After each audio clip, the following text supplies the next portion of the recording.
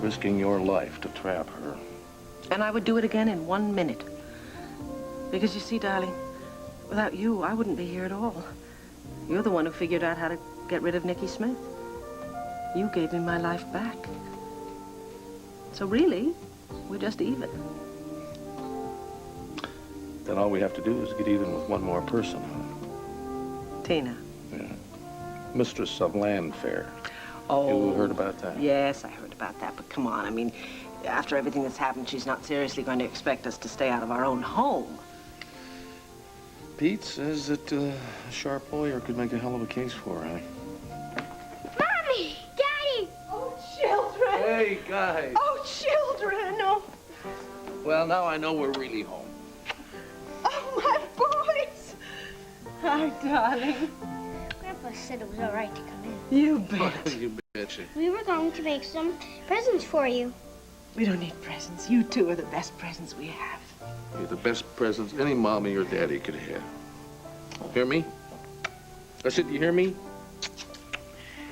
Look, you can read, can't you? Victor Lord's letter is very clear. It states that if Vicky should ever become Nicky again, her portion of the Lord estate goes to me. Yes, I know that, but... I know, but it doesn't say how long she has to stay Nicky, and it certainly doesn't say anything about if she stops being Nicky, that I have to give anything back. If you want me to press your claim in court, I can probably tie up the Buchanans in litigation for months. But unless you start getting smart and fast, Vicky and Clint may ruin your grand plans. They can't do that, can they? You have two courts to consider, a court of law and the court of public opinion. Now, Vicky and Clint have been the victims of a terrible injustice, and the people of Landview, and that includes prospective jurors and judges, may want to make up for their ordeal. What, at my expense? I mean, why do I always have to pay for other people's problems? Because some people may feel that Vicky and Clint have done the suffering, which is going to make your claim more difficult to defend. Oh, I see. I get it. In this town, it doesn't matter if you have the right on your side. No. Instead, you need to do something like get kidnapped or threatened by some Looney Tunes named Tracy J. So then... Looney Tunes? Hey, you better just watch it, Tina. Don't say something you're going to regret, because I'm just the one that can make you regret it.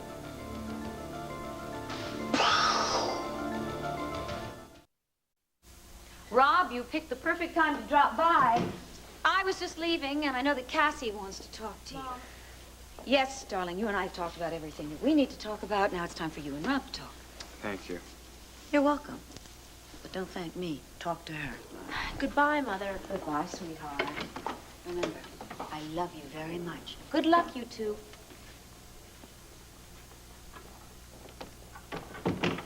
If I didn't know any better, I'd say she almost likes me. She does. Now, if I can only get you to feel the same way. Rob, did you come here to lecture me? No, I didn't, Cassie. I just came here to talk, that's all. Well, I don't know what there is to talk about. I mean, everything that's needed to be said has been said already. Well, no, it hasn't, actually. Actually, all we've been doing is yelling at each other. We haven't talked at all. Well, don't you think it's a little late? Why? Because in a couple hours we're supposed to go down to the courthouse and get divorced? Cassie, I mean, it seems to me that that's a perfect reason to start talking now. Every time we try to talk, we just end up fighting. Okay, so what's worse? I mean, trying to talk now and risking getting into a fight, or just saying to hell with it and going off and getting divorced? But wait a second. Who was the person who brought that up in the first place, remember? Wait a minute, Cassie. Now, I never said divorce. You mentioned that. I said the big bad word, divorce, except I was just talking about what you were feeling anyway. Now, how do you know what I was feeling? Well, you jumped at the chance. You didn't have to do that. I mean, you could hardly wait. I mean, do you see what we're doing right now? Yes, we're fighting. I mean, even when we say we're not going to fight, we end up fighting. You know, I used to think the greatest thing about us is that we could talk to each other. We could talk about anything at all. Well, I used to feel the same way. And you used to listen. You used to care. I still do care, Cassie. Well, I do too. It just doesn't seem to mean enough anymore. No, I guess it doesn't. I don't know why. It doesn't make any sense to me. I guess there's some sort of a reason why that happens, but I can't figure it out. Well, if you hear of one, let me know. Everyone always said we had the perfect marriage. Yeah. Guess we had to work pretty hard to louse it up. It wasn't that long ago when everything was going right. Or does it just seem that way? No. Remember our honeymoon? Marco's Hotel Suite? We had a lot of fun. Yeah. You were beautiful.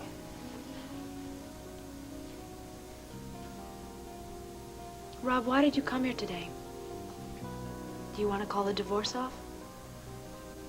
I should have known. This is another one of your tricks, and I fell for it again. Honey, You've nobody's smiled trying and to charmed trick me you. back into bed again.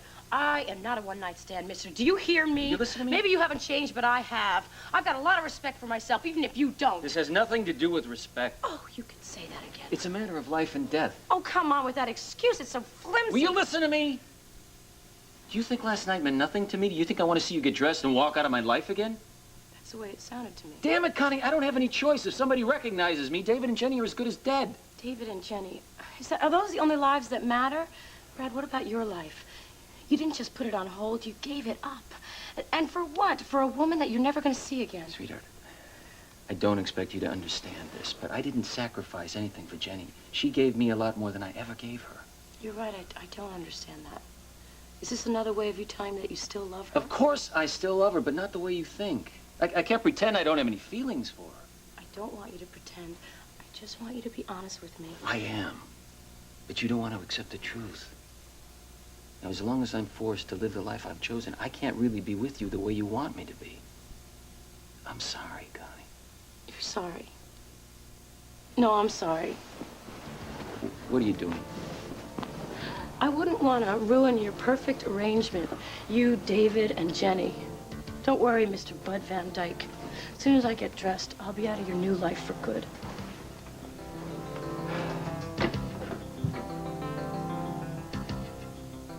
You remember that Mommy and Daddy told you that we had to do some work for the police? You remember that? Yeah, you see, your mom and dad were kind of partners. Did you catch the bad guys? Well, we came doggone close. Anyway, that's not important. All that matters now is that we are all together again, and we're not going to be separated anymore. We'll go back home, right? Soon, sweetheart, yes. I'll tell you something. For a little while, we're going to stay here at Grandpa Ace's, okay? We just kind of think of this as our second home until our first home gets ready to have us back. I'm going to let you all in on a secret. Home is not just a house, not even a room full of toys. Home is just where we are, all four of us together. Right, Daddy? You doggone betcha. You know what? Seems to me Grandpa Asa was telling me that he got some new toys for you fella. Oh, yeah. How would you like to take a look at a new laser robot? Okay, come on, Joey, let's go. All right. Oh, they're so wonderful. They're so happy. As if nothing had happened. I wish you felt as carefree as they do, honey. I long for that. But I'll tell you something. As long as Tracy is still on the loose, I am absolutely petrified. I know that Ace has put extra security guards around here, but Tracy's rage is so enormous. What is to stop it? Stop her from turning it against our children. So nice of that policewoman to let me have her gun. Except 5 bullets aren't going to be enough. I'm going to need more than 5. Just got to figure out a way to get them. Thanks for seeing me, Captain Hall. Ah, well, it's my pleasure. As a matter of fact, I'm kind of glad you stopped by. There's a favor I want to ask of you. Oh, well, that's funny. I have a favor to ask you, too. Oh, really? Mm-hmm. Well, maybe mine's simpler. You, worked with Tracy James, didn't you? Not that closely, but yeah. It's frightening what she did with those people, though. Yeah, I was just kind of hoping you might, know where she could be hiding. Not a clue. I tried to get close to her, but she always kept me at arm's distance. Yeah. What about, friends? Anybody she used to hang out with particularly? No, please, sit down. Oh, Tracy. Tracy is like the original lone wolf. I don't think she's got one friend in the whole town. Yeah. Well, that figures. Okay. What can I do for you? Well, I Came to talk to you about Bobby. Bobby Blue? You know where he is? No, I wish I did. Lisa? I'm being honest with you. I got one letter from Bobby. He's keeping a low profile, and he's just moving around from place to place till he finds out who set him up. Come on, you don't think he's going to come back here to get put into jail for something he didn't do you? Oh, come on. The prison's jammed with people who claim they're Yes, innocent. but Captain Bobby is innocent. He promised me that he was going to go to school, and he was really going to do something with himself. Well, he certainly seems to have made a believer out of you. You're not in love with Bobby Blue, are you? Well, maybe. I know he says he loves me. Captain, if Bobby's right, and somebody did set him up, isn't it your job to find out who did it? That's a pretty big if, isn't it? Well, I'll see what I can do. Really? I'm not promising anything now. Right now, my first priority is to try to find Tracy James. Well, Cassie, if it were up to me... It's up to both of us. And if our marriage is over, both of us are to blame. You see, that's the problem, Cassie. For months now, we have been blaming each other for everything that goes wrong. Well, if I blamed you, I didn't mean to. I didn't either, but it just seemed like once we got started, we couldn't stop. I mean, I couldn't stop. No, I know, me either. I'm just tired of blaming you. I'm tired of fighting. If we can't love each other like we once did, then I think that it's best if we just break up.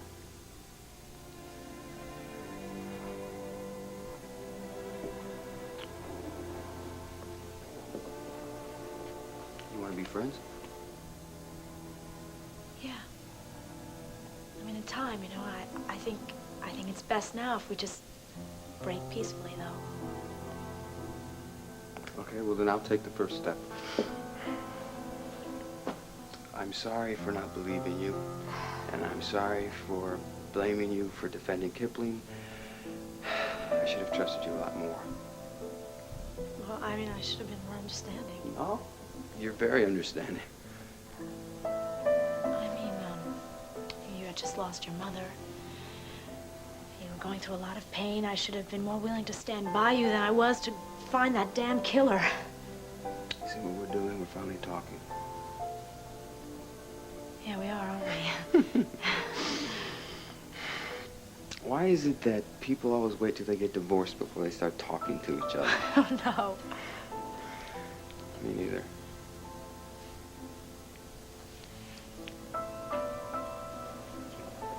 Well, I can't say that there aren't a few things I'd do differently if I was going to do it again. But in a couple of hours, it's not going to make much difference. What do people do when they're getting divorced anyway? I mean, what do they say? I don't know. I guess we'll just make it up as we go. That's what you said on our wedding day. I did. I don't remember that. I don't remember anything about that. I was very panic-stricken the entire time.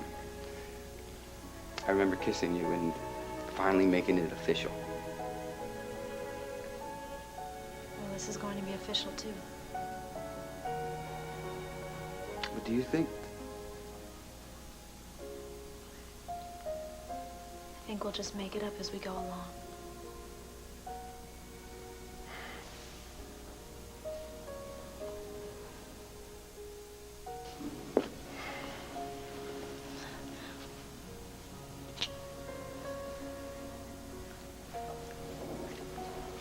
Bye, Rob. I'll see you.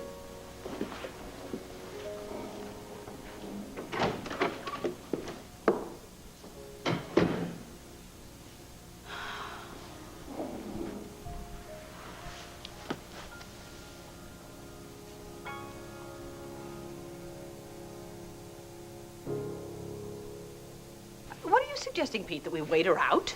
no, not at all. The timing couldn't be any more perfect to try to work out a settlement with her. A settlement? You're willing to let Tina steal what's rightfully theirs? Pete, I'm with Paul. I'm with Paul on this. I don't want to give Tina one red cent. Darling, please, wait. Now, both of you, just hold it. Look, this whole family's been on a roller coaster for about 6 months. Don't you think it's time we called a halt? No, Vicky, no. Not if you have to give in to that no good, no account, nobody. The point, Asa, is to get Tina out of Landfair, not to wage a battle. Honey, who's to say the settlement will even work? Come on, darling. Tina doesn't want to fight any more than we do. I'll just go over to Landfair right now and offer her a graceful way out of this. No, I wouldn't advise that. I tried that yesterday, and she about threw me out of the house. Now, you think you can deal with that greedy pig? That greedy pig, Asa, is still my half-sister, and I'm quite sure she's going to listen to reason. Honey, she might listen, but will the greedy little pig give up?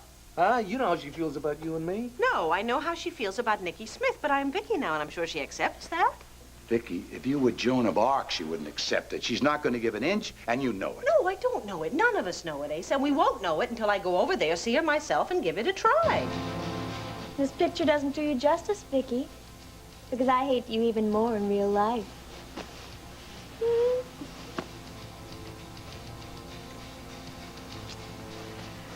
So, you got away from me once, did you? Well, I insist on another chance. Because after everything you've done to me, that's all I'm gonna need. Just one more chance.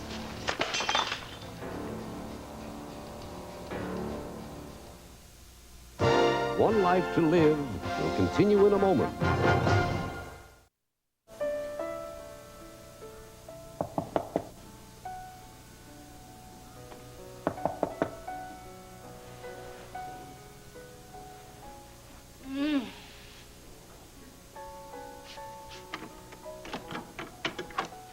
Hello, am I interrupting anything? Oh, Cassie, where's Rob? He had an appointment at the courthouse, and so do I. When I left the two of you alone, I had such high hopes that you would work I things don't out. understand you. You didn't want us to get married, and now you don't want us to get divorced. I will admit that Rob wasn't my first choice Well, for you can be but very happy now. Just He's a out minute. of my life forever. Do you think that I am happy to see my daughter in so much pain? Do you think I am happy that this is the way your marriage has worked out? No. I'm sorry. I'm sorry. Really, I am, because it took me a long time to realize how much Rob loved you. And then I became very grateful that he was making my little girl so happy. We were happy, weren't we? Know something? I envied you. First love, so fresh, so pure, so young. Honey, are you sure there's no hope? There isn't. Nope. All right, then. On to the next man.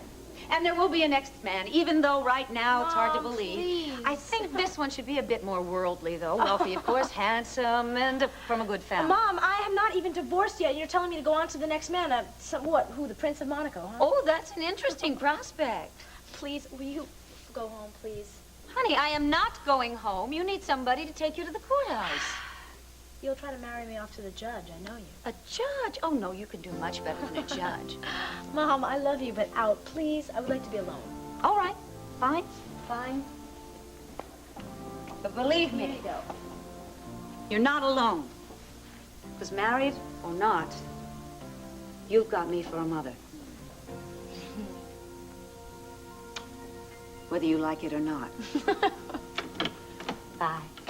Look, I'm not going to roll over and play dead here. If you're not going to help me get what's mine, then I am going to defend myself. I beg your pardon, madam. Mr. Dean Stella of the National Intruder is here to see you. Stella, what's he doing here? I almost forgot. I promised him an exclusive interview, and, Jackson, could you just stall him a little bit? I took the liberty of putting him in the study, madam. You may consider him on ice. Excellent, Jackson. Now, I can only figure out what to wear. Tina, forget about your wardrobe. Look, just go into the study and try to be charming, humble, ingratiating. Just what do you mean by try? Well, this is your chance to tell your side of the story. There's only one side to this story, the right side. Now, Jackson, if you could please just tell him there's going to be a momentary delay so I can slip into something humble and ingratiating. Yes, madam. Okay, you just keep Dean entertained, and I'll take care of everything else.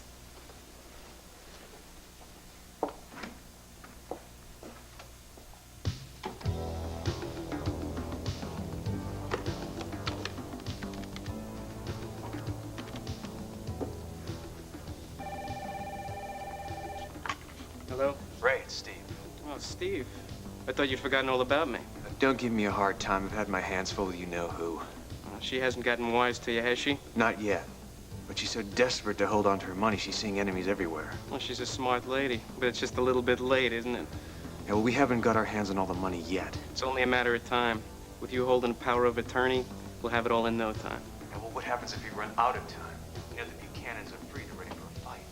Now we better speed up our plans. Hey, whatever you say. Oh, poor little Tina. She has a real reptile right underneath her nose and she doesn't even know it. But his rattle is nothing compared to mine. Don't bother seeing me to the door. I wouldn't want anyone to see you, spoil your big heroic plan. Connie.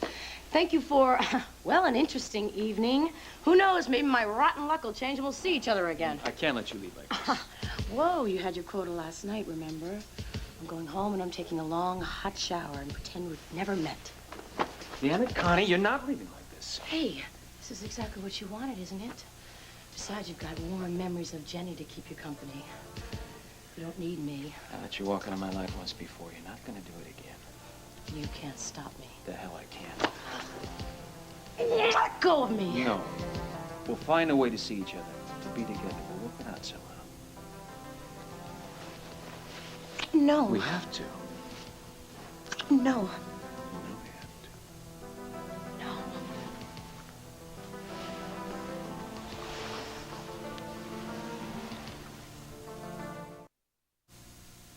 Captain, I'd like to talk to you about Tracy James. All right, any luck at the hospital? No one's seen her there in days.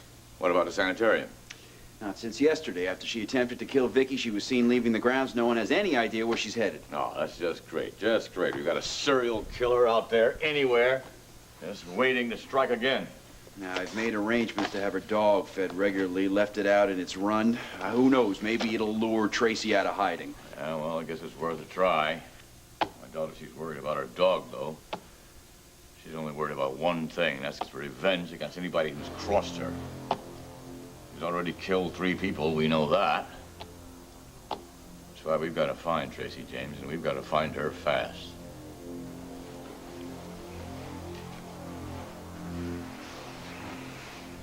Well, Stephen, what do you think? Delicious. Do you think it's the right choice to wear for an in-depth interview? You will positively slay this poor man. I just hope he can remember his questions. I just hope he remembers my answers. That's why I really would like you to be by my side. The closer, the better. Yeah, it's just that I need a little legal counsel. I see, I don't want Dean to start asking me any questions I don't want to answer. I said get out of my way. And that sounds like... There you are. Hello, Vicky. Oh, you have my name correct at last. Tina, would you be so kind as to tell this gentleman that I'm not going to walk off with my own family jewels? Yes, Jackson, it's all right. Besides, Mr. Domino is here in case things should get ugly. A distinct possibility, madam. Well, Vicky, this is my attorney, Stephen Domino. This is Buchanan. Yes, and if you want to start any sort of fight, please just go directly to him. He deals with the dirty work, not me. Oh, things really have changed here, Tina. The dirty work used to be your specialty. Stephen, would you please tell my sister that unless she has Tina, something I don't pleasant talk to to your say... lawyer. I talk to you. You don't have to be afraid of me. I didn't come here to start a fight. I just think it's time we had a little chat about the future, sister to sister. Tina, if you'd like my advice. If I'd like your advice, I will ask for it, Stephen. Thank you. Look, Vicky, I am perfectly willing to hear what you have to say. Good, then let's get down to it. You're just going to have to wait. I have a gentleman from the press waiting for me in the study. A gentleman from the press? Well, then you couldn't possibly be referring to Dean Stella, whose heap I saw parked in the driveway. I'll go tell him there'll be a brief delay. Steve, if you'd come with me. And, Vicky, make yourself at home. Just not for too long. Oh, my gosh, this is too good to be true. I've got you all to myself, Vicky, all to myself. Of course, I'm, risking losing a great hiding place, but, it's worth it. Pow! Oh, I'm gonna get you back, Vicky, for everything that you have done to me.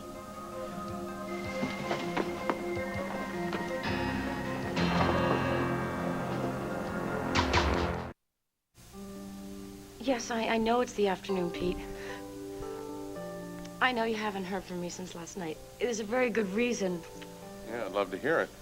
I didn't want you to worry, that's all. Well, so by not calling and telling us where you are, you're keeping us from worrying? I'll be home in just a little while. Please don't.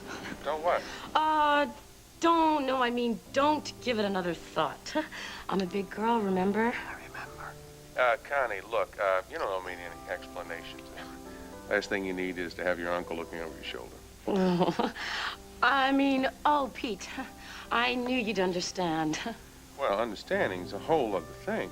When you don't let anyone know where you are for this long. Yes, well, I'll be home in a little while, and I'll tell you everything then, okay? Bye. Damn it, Brad, Vernon.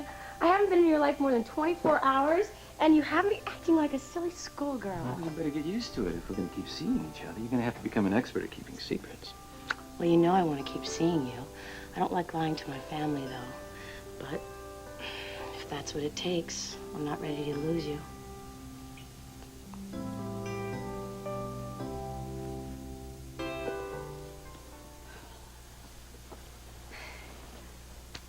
You know, there's still time for you to reconsider. No, I have to go through with this. I want to go through with this. There's no other way. Well, you know, I've never been married, much less divorced, but if there's any way I can help you right now, I'm going to do it. Thanks, Lisa. You and Bobby are so lucky. Oh, yeah, sure. No, at least you have the hope that someday you might get back together again. Yeah, but with Bobby on the run, oh, man, hope is all I have. Well, at least that's something. It's so strange. What is? Well, when I met Rob, he was running from the police, too. Yeah, but you believed in him all the time, didn't you? No matter what anybody said. I wish you could have been in that office with Captain Hall and me today. You probably would have given a more convincing performance. Do they have any leads about who might have set Bobby up? Oh, Cassie, they still don't think that it's a setup. Oh, they're willing to keep an open mind, all right. But if anybody's going to help Bobby, it's going to have to be me. And you've got some ideas of your own? Nothing. I don't know who would want Bobby in jail except Dad. And he wouldn't do anything like that. He hates Bobby, but Daddy would never. Listen, parents do some pretty strange things. And especially if they love you. Then the more they love you, the stranger they get, Yeah, but not that strange, and not my dad. If I ever thought that he would hurt Bobby. Look, just forget about it from now on, okay? You have to get to the courthouse. Which reminds me, my strange mother's gonna be there. Oh, gosh.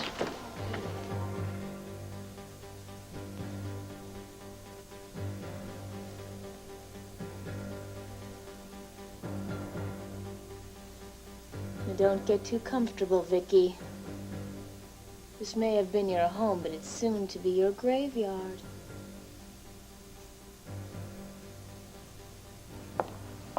Vicky? Wait a minute. Steve will take care of the interview. Now, what can I do for you? Oh, way to go, Tina. I just need one more minute. Tina, we've had more than our share of ups and downs, but we have never tried to kid each other. Who says I'm kidding? Well, this so-called threat of yours to hold on to land fare, you can't be serious about it. I have never been more serious about anything in my life. But it's hopeless. Can't you see that? Yeah, for you it is.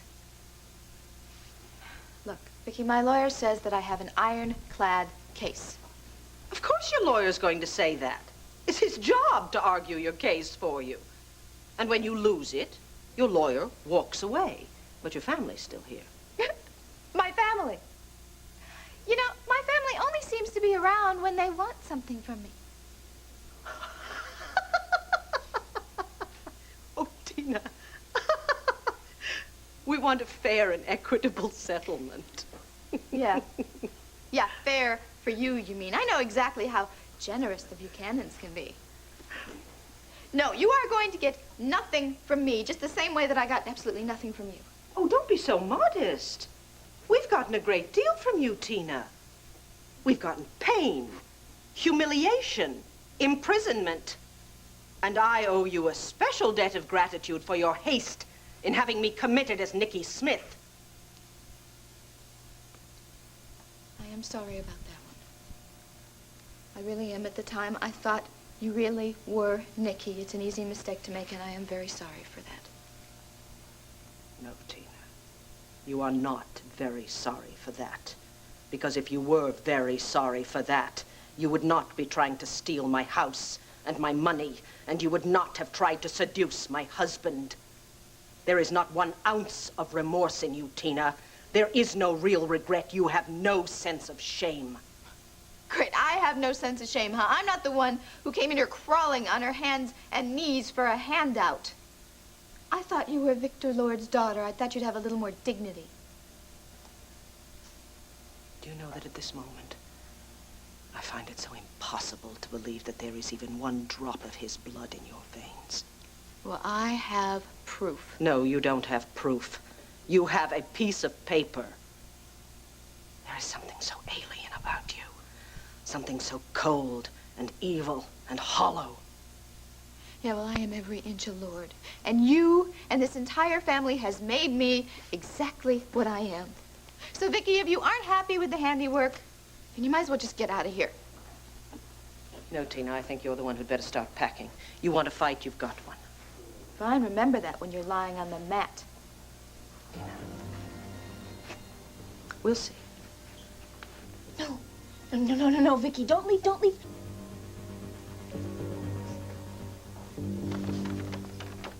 It's so close, it's so close. I just need 1 good shot. Come on.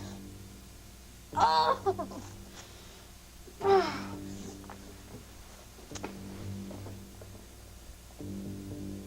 Everybody always thinks they can push me around. Well, I have had it. Not anymore. Jackson, would you get that, please? Do I have to do everything myself around here? Hello? Sarah, are you sure you want to do this?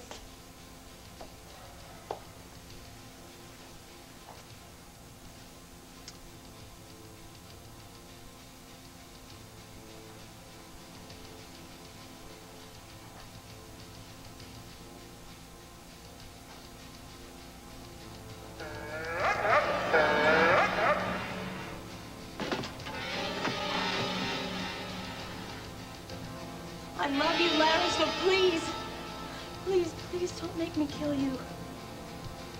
Oh, honey, what is it? What is it? How do I start? What do I do, man? Huh? What about this place? What do I just burn it down and seal it off? Sweetheart. What? You concentrated on how you and Laurel built and decorated this place and all the good times that you had. Well, there weren't that many good times before Tracy killed her. Mimi, I almost wish I had shot her. Oh, I mean, I honey, had the come on, gun. you would never do that. Yeah, but she's out there. She's free. She's loose. Still, I swear to God, I feel as if she's still in this room. Yes, Briggs. Sure, you just send a messenger right over. The editorial's all written. Oh, it was wonderful writing it. Thank you. I am very glad to be back. Thanks again. Bye-bye. Sweetheart, cancel that messenger. What? This has to be totally rewritten. It stinks. What? What are you talking about? Oh, very cute, Mr. Buchanan. Ah. You were teasing, weren't you? Of course I was teasing. No one would ever guess that you've been away from your desk all these months. Oh, but I have been. Very nice of your father to let us take over his living room to get back to work. Well, when we get Tina out of Landfair, we'll have our own home. Please don't bring up Tina. We're going to lose all our momentum. All right, fine. We'll let Tina be handled by Pete O'Neill. Yeah, what if he fails? What if she is so ensconced No more in negative Landfair? thoughts. No more negative thoughts. Tina's days are definitely numbered. Well, what do you think of this little number here, huh? Oh, my God, that's outrageous, Tina. My Lord, Tina, you must have spent thousands of dollars on this shopping expedition. Well, of course, I don't want Richard Abbott to think that I come from the poor side of the family. Richard Abbott. Aha, so he is coming back for sure. So I hear. And I'm going to throw him a welcome home party that this town is going to talk about for years. Well, how can you do that, Tina? You're flying to South America this afternoon.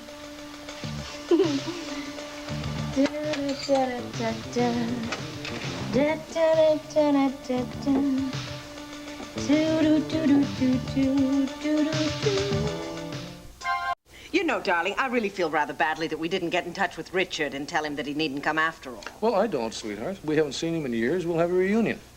Besides, according to Asa, he was very enthusiastic about coming back. It's going to be lovely to see him again. I just wish we knew when he was arriving. We could give him a party. Oh, honey, let's hold off on any parties until we get back into our own house, okay? Okay. All right, we were about to tackle the lead article on the op-ed page. What do you want to go with? Professor Milton Green's analysis or the tax? Hey, hi. Adam told me you're working. I hope I'm not interrupting anything. No, go ahead. Good news, I hope. No, you're right. Steve Domino is connected with Mitch Lawrence. How could Tina do that to herself? Never mind what she's doing to herself. She's been siphoning off hundreds of thousands of dollars. Of Lord money? That's right. She's been funneling it out of the country in case she loses the case. That's outrageous. Well, honey, what do you expect when it comes to Tina? I take it you put all the machinery in motion to put a stop to this. Yes, I've moved to freeze all the assets. I just hope it isn't too late.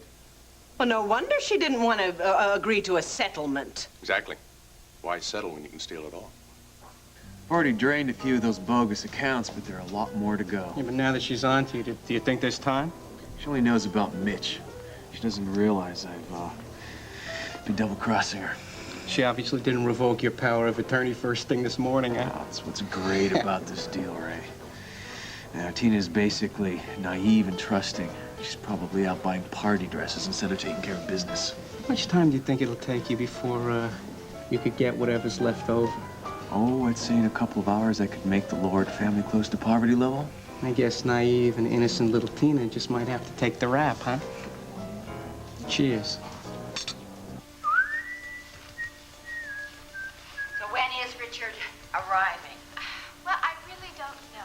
I also don't know if he's going to accept my offer to stay here or not. Certainly not if he talks to the other members of this family. Tina, I'm sure you're not just setting yourself up for a terrible blow. No. No, Pam, I feel I have to be optimistic about this. No, I know Richard, and he was always the type to not just go along with what everybody said. He'd always find out for himself. So hopefully, he's going to look past my reputation to see how I really am. Yeah, Tina, a jerk with a con man for a lawyer. Well, I wish you luck.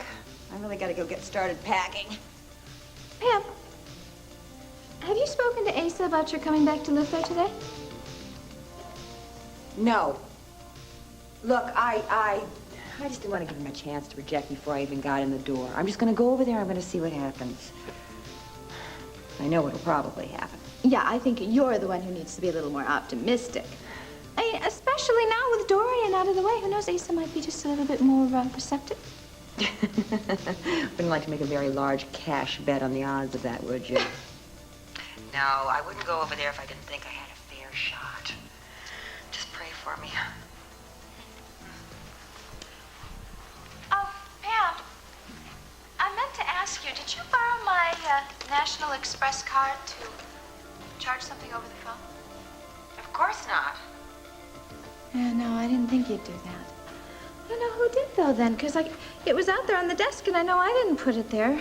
That was probably that jerk of a lawyer I've got. You mean Steve? Wait a minute, I thought you liked Steve. Well, that was before I found out he was associated with Mitch. Mitch? Oh, Tina, from what you told me about him, Exactly. Oh, no, I didn't remember to take away that power of attorney, too. I mean, there's no way I can trust him anymore. I've got to do that right away. Oh, yes. Oh, that's probably Steve right now. Yes? Miss Lord, Mr. Price of the Landview Bank and Trust Company is here to see you. He says it's urgent that he speak to you. Oh, good, good. I wanted to talk to him. Let him come in. Yes. Oh, good morning, Mr. Price. Miss Lord. Mrs. Buchanan, this is Morgan Price. How do you do? Nice to meet you.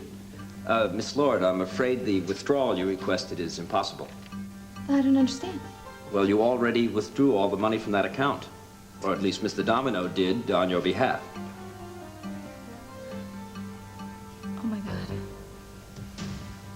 So that's what he's up to. Larry, Larry, honey, come on. Maybe it's too soon to live in this room, okay? This room is in my house. What am I supposed to do? Seal it off or burn it down or what? This is something I've got to come to terms with or else move out. How do you feel about it? Well, honey, it doesn't affect me nearly as much as it affected you. I wasn't trapped very long, and I certainly didn't go through the terror that you did. I just wonder what she's doing, what she's plotting. What I can't understand is how somebody that sick can walk around for so many years. Well, unless she withheld some of the gory details. Tracy hadn't killed anybody since killing her father and her stepmother until she fell in love with me. Isn't it wonderful what love can do? Oh, would you stop it? No. It wasn't love, it was obsession. No, it's the same thing. She believed it. I mean, the logic that she used to justify the killing. Mimi, you know, she said that it was my fault that Laurel had to die. All right, come on, let's get out of here. This room is not doing you any good at all. It's bringing back all bad memories. We'll take it gradually, all right? No, I'm gonna stay here. I mean, this is something I gotta do. I gotta face this once and for all. Trouble is, I know she's out there. I wonder what she's doing. I wonder, why didn't I stop her when I had the chance? Because you were concerned about Vicky. Now stop blaming yourself. Well, I'm not gonna blame myself for all the murders. Well, that's good. I do blame myself for one thing. That's not realizing how disturbed Tracy was. I mean, you spotted that. Oh, no, come on. I saw her obsession, and I saw the fact that she was a liar, but I certainly didn't see the extent of her illness. Nobody did. Yeah, what about her Aunt Ramona? Who should have warned Delilah when she couldn't get Tracy back home? Is there anything else you want me to disagree with? Have I told you how grateful I am that you risked your life to save me? Oh, huh? yes, too many times, considering the fact that I didn't know I was risking my life. Ah, but if you had known. If I had known, probably, yes, because I think you're kind of special. You're the one who's special, kid. Okay, great. We're both special. Yeah, all right, I'll take Come that. Here. Oh. Hey, Larry. Oh.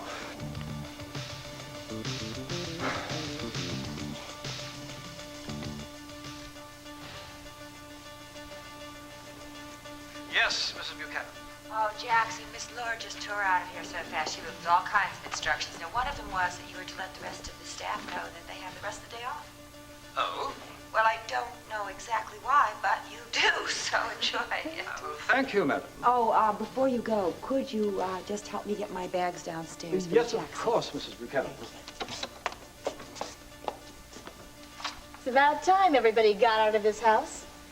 Tina and I are on a very tight schedule today.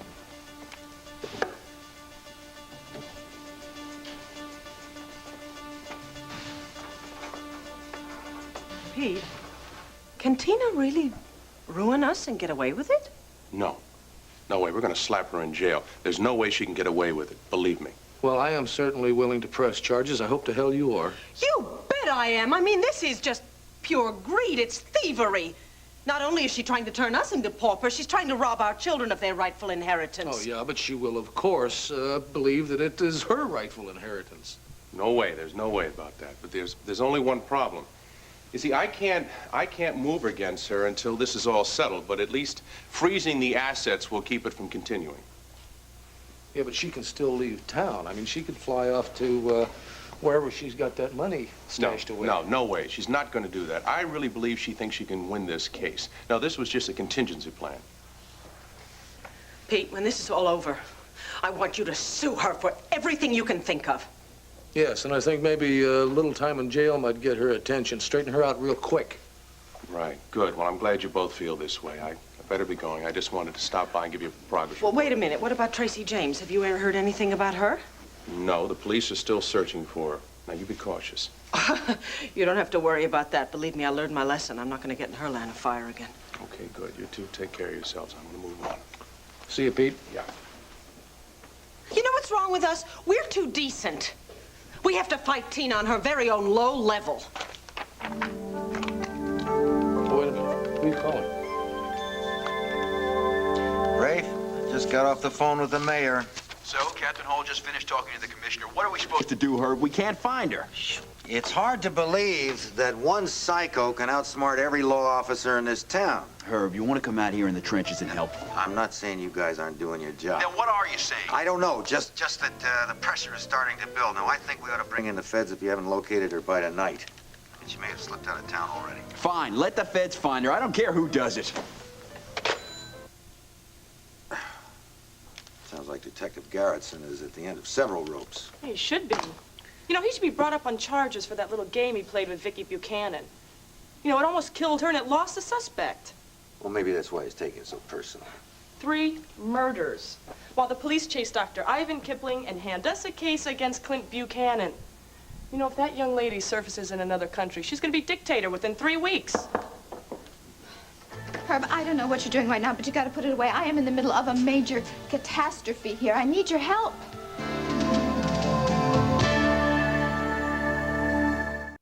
Hold on a minute. No, I don't know if we've got any time. We might already be too late.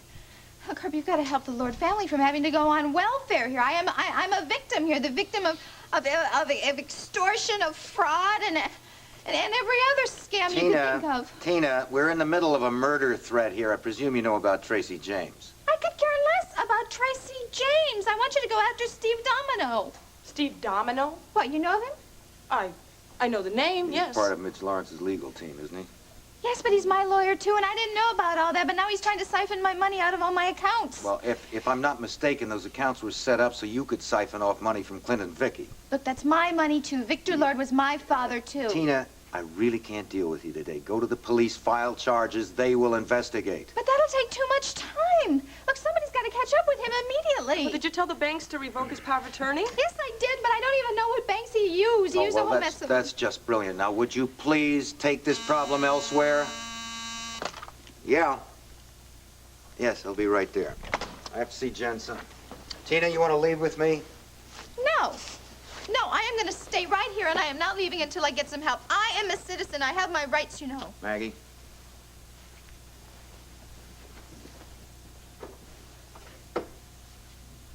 I can't believe this. I can't believe it. 1 minute he is prosecuting Clint, and now he's trying to pretend like he's his best friend or something. Well, the DA's office has been under quite a bit of pressure lately, Miss Lord. So does that mean that the rest of us don't matter? Well, I was just about to say that, however, I would be glad to help you. Really? What did you say your first name was? Maggie? Mm-hmm, that's right. Maggie, please, call me Tina. Now, Maggie, just what do you think you need to know and be able to get Steve Domino right between the eyes? Sorry, Rob. We're just a little jumpy here. No, it's okay. It's just that the guard in front of the house let me in. I guess maybe I should have yelled or something. I'm sorry. Don't worry about that. What's wrong with you? You look a little under the weather. Oh, well, probably has to do with the amount of alcohol I drank last night. Oh, yeah? That's not exactly your style, is it? No, well, then again, a guy doesn't get divorced every day, does he? Oh, Rob. What? Oh, man, there you are, another casualty on Tracy's list. Ivan Kipling did not do those murders. I know, but it doesn't matter, Larry. It doesn't matter to me and Cassie. I'm going to make some coffee, okay? You guys talk. I'll be back in a minute, Thanks. okay?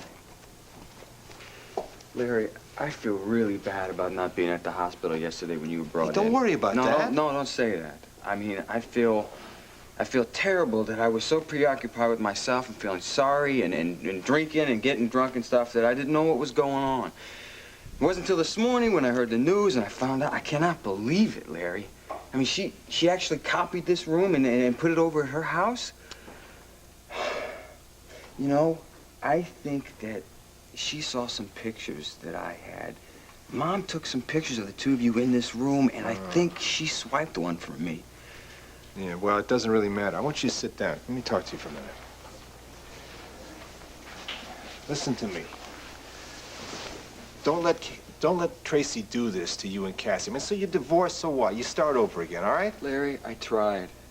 I mean, I really tried. I apologized to her about how I felt towards Kipling and her, and she was very receptive. She said she was sorry to me.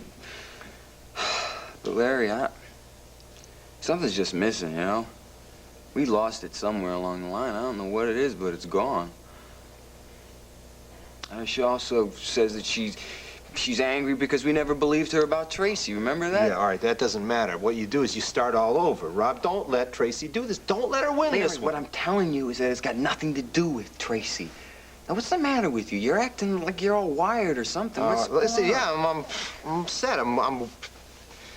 I'm furious, all right? I'm not just with Tracy, but with myself, too. I don't know whether I'm going to call this room my own again. I don't know if I'm going to trust my own instincts toward people. No, come on. Well, you know, I'm mad, Rob, because I couldn't outwit or out-talk or out-overwhelm this young girl. Larry, nobody could. Come on, she fooled everybody. Cassie thinks Tracy tried to kill her.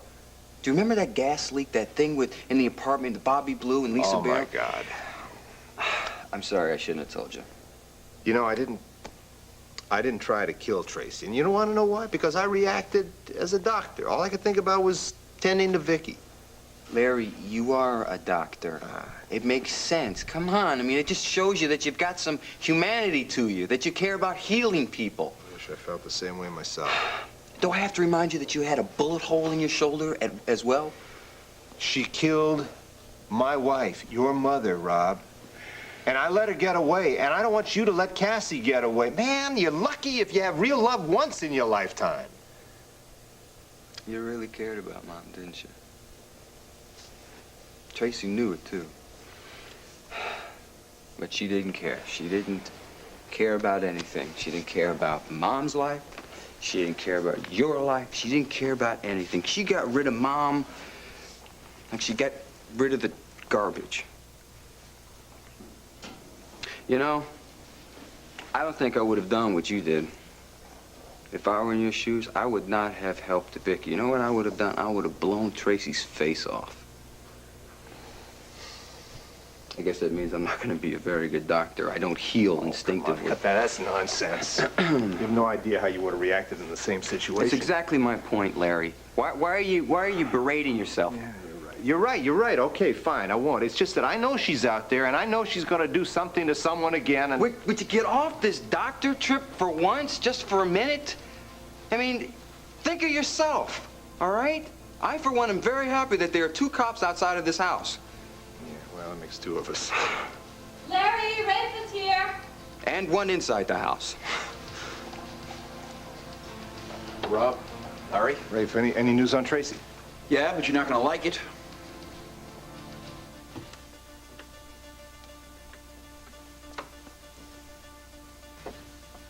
Ooh, looks like I hit the jackpot here. Let's see. I wonder if any of these are going to be in style and real. Oh, look.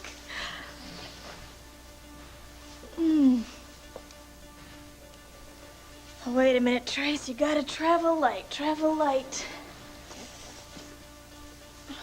Leave the dresses. Let's see, what else? Can find some jewelry to hawk. Oh, come on, this stuff is tacky. Oh.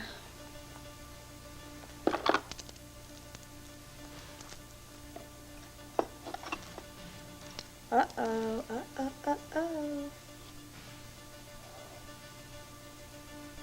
Diamonds. Poor little Tina.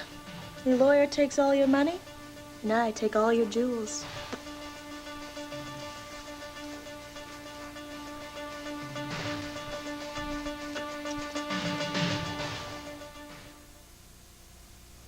One Life to Live will continue in a moment.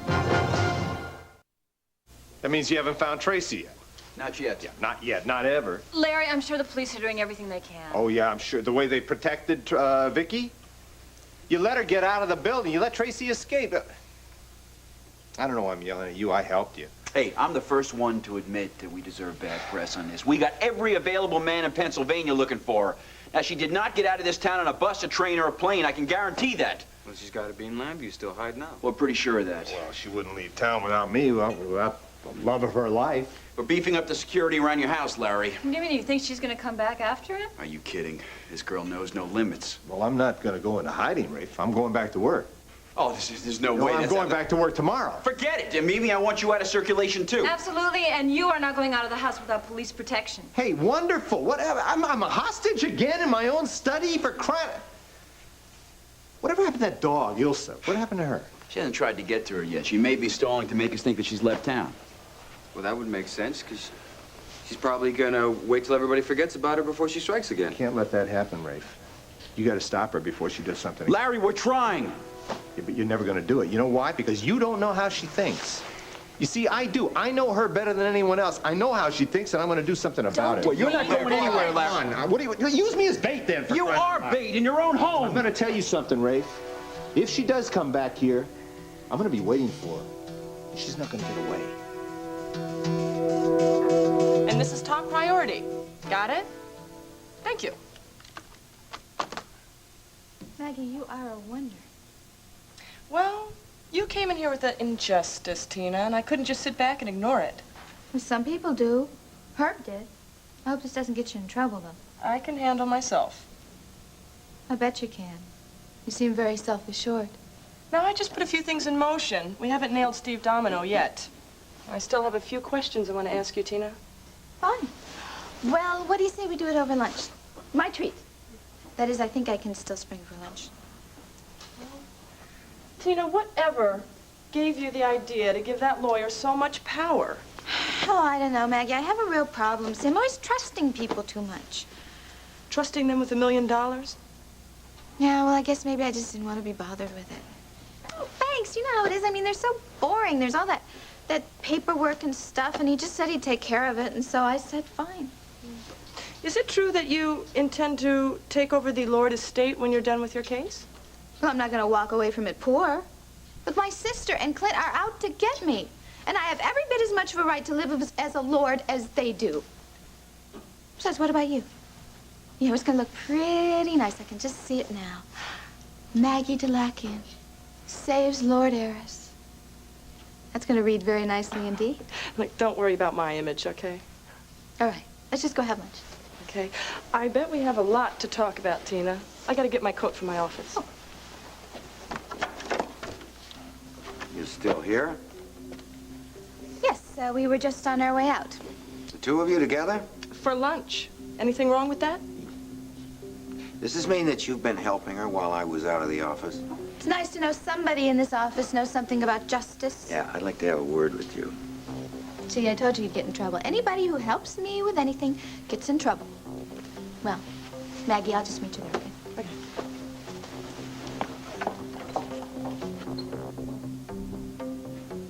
Let's get some things settled right now.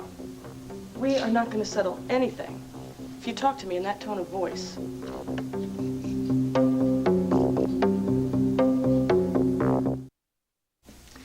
I told Tina before I left the office that her complaint could wait. Now, where do you get off jumping in and helping her?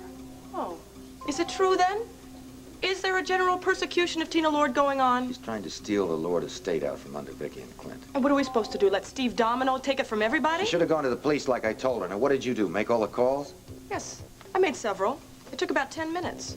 You want to dock my pay?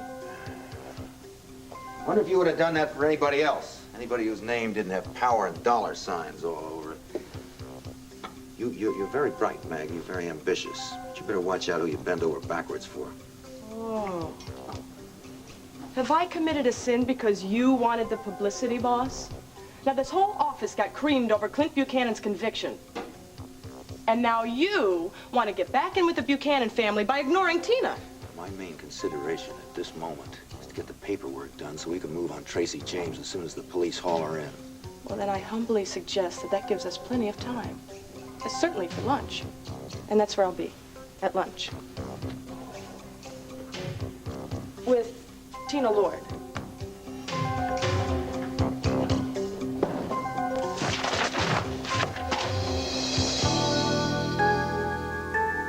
Yes, Briggs, I am absolutely sure about this.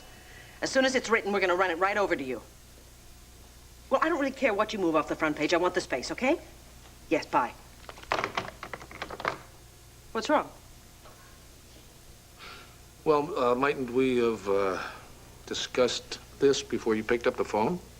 What's to discuss? Well, honey, isn't this a little contradictory to the way we've always run the band? I mean, taking our personal quarrels to the front page. Tina is a liar. We would do the same for anybody else, right? Probably. Probably, but I don't think we'd have put it on the front page, and we certainly wouldn't have written it from the personal viewpoint of the victim. Now, isn't that what you just got through telling Briggs you were going to do? You bet it is. You bet it is. And a deadlier piece of writing you have yet to see. That Tina, if she thinks she can outsmart me and she thinks she can pull this, she's got another thing coming. What is so funny? In fact, you name me one funny thing that is going on here. Never mind. No, you can't get away with that. What is it?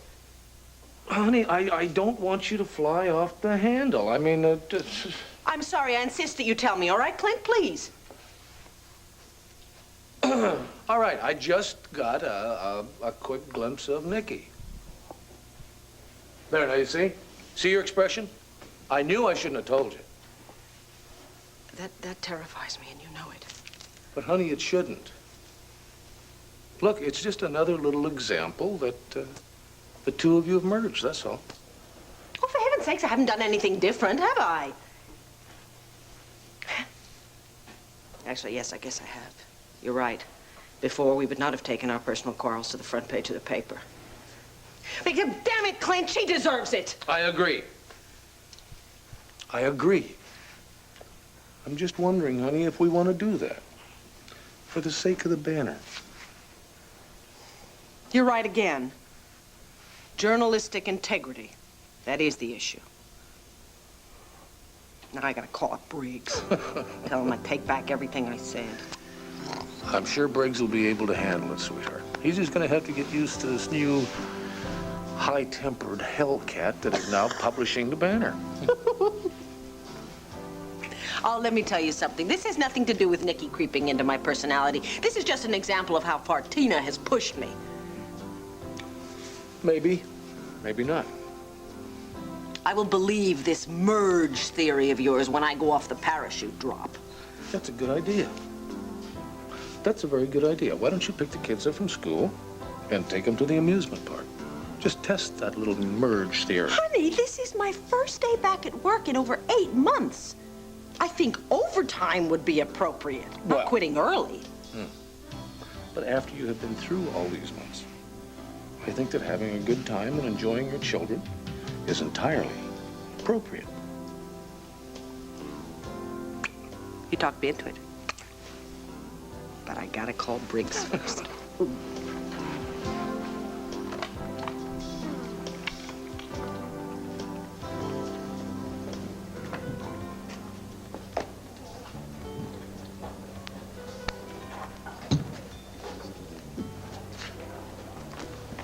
Tina?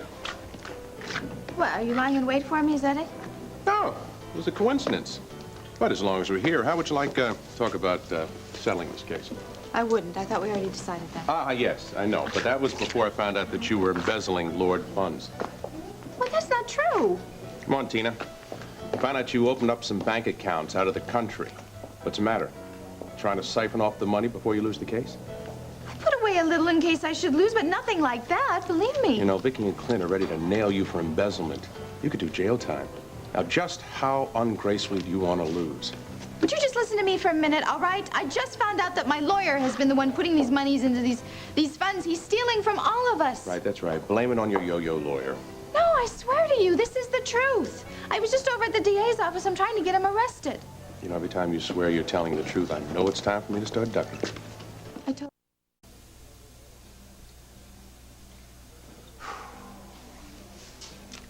A message from Jenny here. What did you say? You put the first one in about a week ago? Yeah. So why hasn't she responded? Brad, could David and Jenny be living in another country? Possibly, but I know Jenny. She would have managed to get her hands on a copy of The Intruder somehow. That was our deal. I don't like this. Something is wrong. Honey, I think you're getting a little paranoid about this. Maybe they were traveling, or she couldn't find a paper. I mean, there are a million reasons to explain why she didn't see your Or message. maybe that photograph that Ace has been spreading across the country has been noticed by some foreign agents. Maybe I didn't stop it in time. Maybe David and Jenny have already been picked up. Why are you doing this to yourself? There's no concrete reason for you to worry. Then why am I so scared? You're scared because you love her.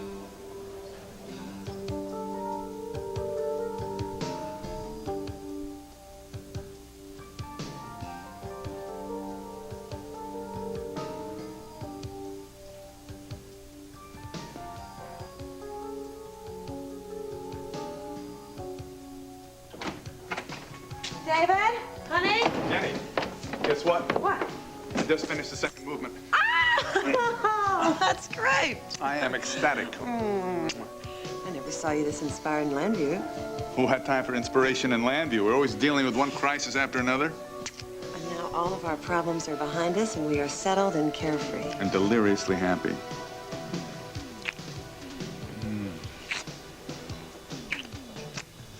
Guess what? What?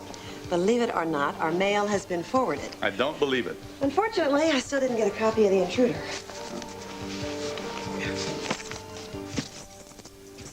This Tracy James case is turning into a real fiasco, Counselor. Yeah, there's no quarrel there, Counselor. Now, wait a minute. While you two sit around and chat here, Steve Domino is probably getting on a plane with what's left of my money. The Lord estate money, Tina. You issued a warrant for his arrest? It's in the works. You know, every cop in town is going to be so busy looking for Tracy James that Steve Domino is just going to waltz right by him with a big smile and fly away with my money. Tina, I don't understand. Why aren't you talking? Are you all right?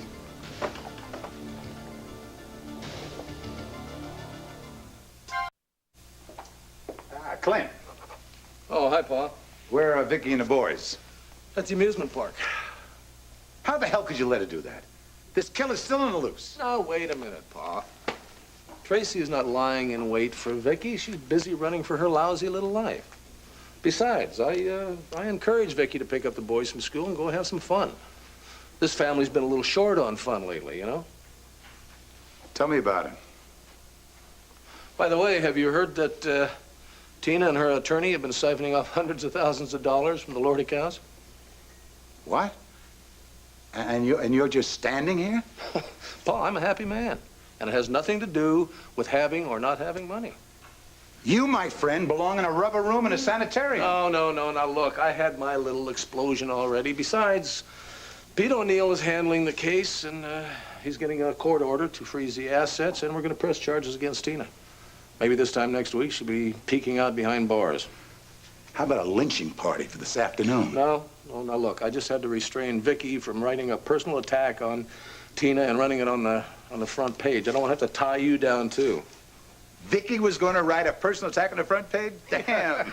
Can you believe it? No, what I can't believe is you're smiling. What if you don't recover the money? Pa, we'll recover the money. Besides, I just made up my mind that I'm not going to let myself get into a tailspin over Tina's latest outrage. I am back to work.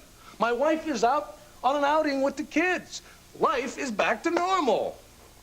Whatever that is. I hope you're right, boy.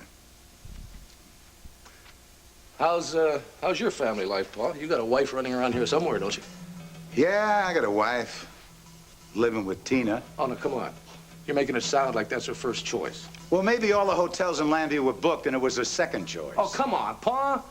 Now, you know that Pam would rather be living here with you. You know that. Now, what the hell are you going to do about her? If I could think of something, Clint, I don't know. I just don't know. Well, my advice is that you either start acting like a husband or get a divorce.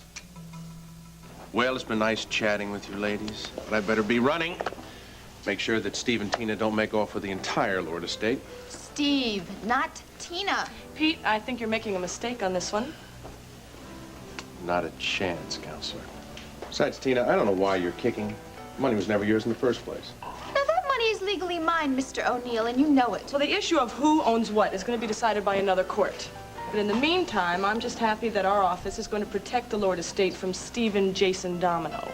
Oh, I'm so happy you're happy, Mr. Lagian. Maggie, how do you know Steve's middle name? Didn't you tell me it was Jason? No. No, I never knew what it was. Well, then I'll level with you, Tina. I've been after Stephen Jason Domino for a long time. Tina, please, just turn around and talk to me. I can't imagine what's wrong that you...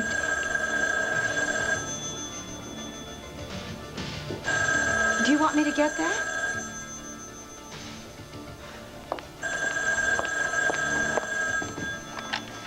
Hello? Is this the Lord residence? Yes, it is. I'm calling Miss Tina Lord. Yes, she's right.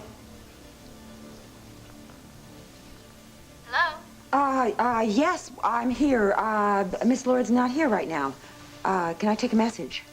Please, tell her that her first-class reservation to Rio de Janeiro is confirmed. However, our flight will be leaving at 2 o'clock this afternoon instead of 1:30. No, wait a minute. You mean to tell me that Miss Lord has a reservation going to Brazil today?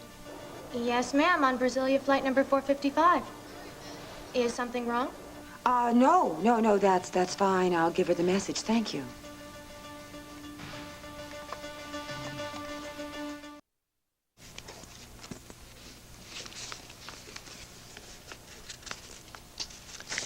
You're disappointed, aren't you?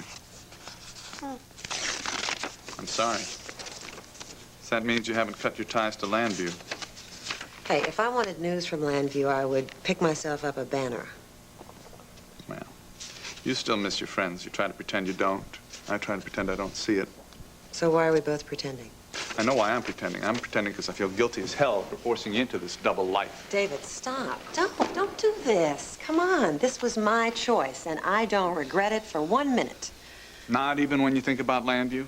Missing my friends and wondering how they are does not add up to regret. I happen to love my life as Mr. and Mrs. Brad Vernon. And I love our little cottage in the mountains. And I love sitting in the sun and reading and listening to you compose your music every single day. And I love you. And I feel absolutely swell, but I do worry about you because you don't have enough to do. Hey, if I get restless, maybe I'll take a part-time nursing job in the hospital in the village, or maybe I'll just volunteer my time.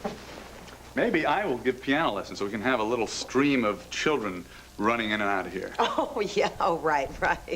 I can see the maestro now. You would be a basket case after 2 days of teaching little kids where middle C is.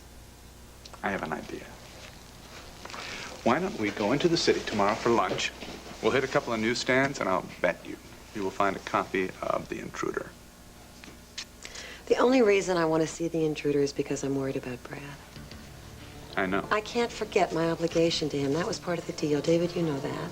I'm sure he checks the personals every single day, and I should do the same, just in case he's in trouble.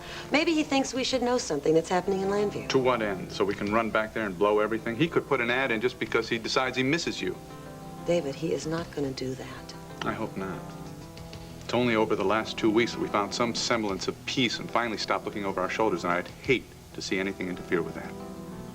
Nothing is going to interfere.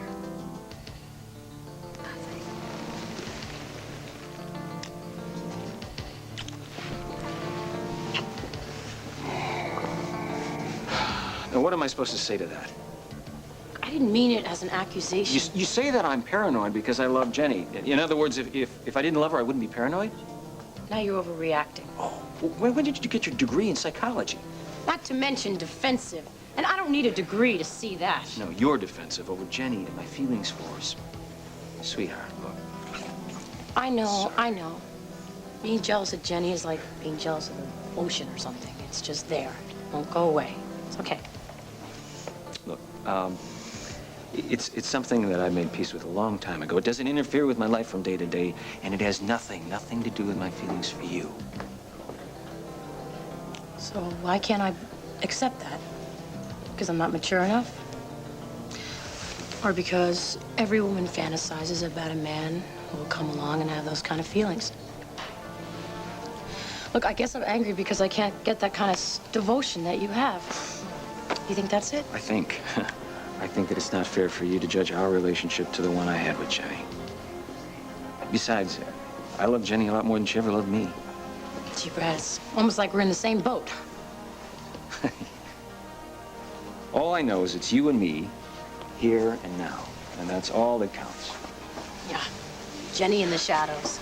She makes it impossible for you to live a normal life, which means I can't either. You're right about that. In fact, I should leave soon. Today. Sweetheart, if people in Baltimore start noticing that I'm gone. Oh, come on, Brad. Even a horse owner can leave the track for one day. You don't understand. You could be in danger, too. I hope not. I hope that I stopped those ads in time. I hope that no foreign agents noticed. I hope that nobody minded us crawling into the covers here at the Waterside Inn, but I can't take the chance. So you're still gonna leave? Well, maybe you could talk me out of leaving today, but certainly by tomorrow.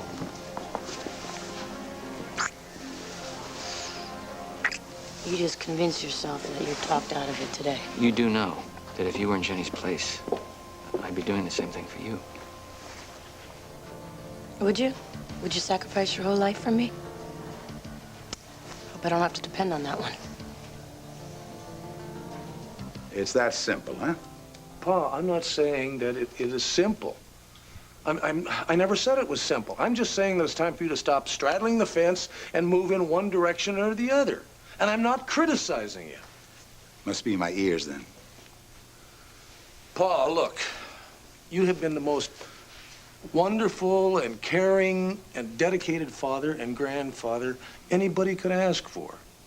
I mean, I couldn't have gotten through these past few months without you. And I know that my problems have been very time-consuming. That's right, and I haven't any time to deal with my own personal life. But you have been using, Pa, you have been using my problems as a way to keep Pam at a distance. Now, everybody is talking about the way you treat her like she's so much dirt under your feet. You're criticizing me again, but you don't mean it, right? Do you know how you feel about her? Do you know how you feel about her? Now, one time you loved her very much. Yes, before she tricked me into marrying her with the help of Tina. And yes, I know it's all my fault for lying all these years. But I'm angry, Clint, and I don't know if this marriage can work up here. Oh, fine. And then you do want to get rid of her. And then again, maybe you don't want to get rid of her. You know, Clint, Dorian complicated this. I mean, she didn't have any patience, and she has that ego, so now she is gone. So, Pa, now you can concentrate on Pam. Look, Pa, look, maybe, just maybe you can make your marriage work as good here in Landview as you did in some Shangri-La. Yeah, maybe. I haven't spent much time around the lady, but, hell, I liked her. And I think Vicky would too. Yes, Clint, she has class. There's no way around that. Well, there you are. Pa, is it possible that maybe you're angry at her because she kind of changed your lifestyle of having 2 or 3 or 6 or 8 women in your life at one time? I mean, that's really the end result of her tricking you into marrying her, isn't it? You know, maybe if I heard this story about another guy and not me, maybe I could laugh and think the lady had some spunk. Well? But I'm not a kid anymore, Clint, and I can't change my ways at the drop of a hat. Damn it, Pa. Now, either you change your ways or you just kiss your marriage goodbye. Now, what the hell's it gonna be? So you've known about Steve all these months and you haven't done anything? Well, I couldn't prove anything. I mean, his exploits in other parts of Pennsylvania have been so overt. But this is out-and-out embezzlement. I plan to nail him this time. Does Herb know about this? No. Nor do I think he should. Oh, I get it. You want all the credit. Not necessarily. I just didn't like the way he just shoved you aside, and I don't like the way he likes to run every single working minute of my day there. And in fact, I'm not going to be a flunky there anymore. Good for you, Maggie. Oh, Dan, thanks. Listen, Dan, has Rob Cornell taken over the running of the inn? Well, he does own the place, Miss Lord. Yeah, but is he personally, managing it? Yeah, he's around all the time now. Ah, thanks. Who are you talking about? Rob Cornell. He's Laura Woloch's son. He inherited this place. She was Tracy James's first victim. Yeah. Yes, she was. And Rob was also married to Cassie Callison, your boss's daughter. Oh, no, I got it. But why are you so interested? Well, I come here a lot. It's one of my favorite places, and everything changes around here so fast. I just didn't want to find out that the place had been taken over by someone like Isa or Dorian. That would crimp your style, wouldn't it, Tina? Yeah, boy, would it. The biggest crimp in my life right now is Stephen Domino. Maggie, do you think he lied to me about my getting land fair and my share of the Lord estate? Well, I'd have to see that letter from your father first, see other similar cases. But in the meantime, we have to catch Stephen Domino. In fact... Well, what are you thinking? About something I didn't do. I'm gonna have to skip lunch, Tina. I'm gonna go back to the office. Well, that's fine. Skip lunch, skip dinner, skip all your meals. Just catch Steve Domino. And look, Maggie, I want to thank you. I mean, it's really refreshing to run into a woman who doesn't automatically think I'm her enemy or something, and someone who believes me.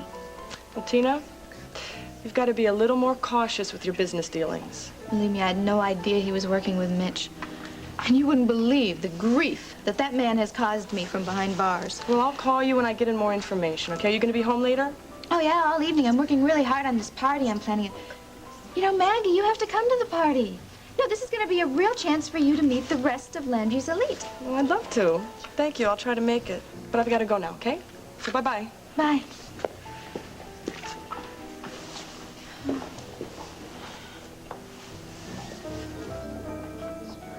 Steve, you have got it. And believe me, I'm going to follow all your suggestions from now on, right to the letter. That's my girl. And if you want to make things go even easier, you can give me free rein to wheel and deal for you. You got it. Thing is, it takes more than just verbal permission. In matters like this, power of attorney is essential. Now, I want you to just sign on the dotted line and put your faith in little Stevie. Oops. Honey, you have got it. Whatever happens to Clint and Vicky, rest assured, your assets are in safe, good hands. Hello, Tina.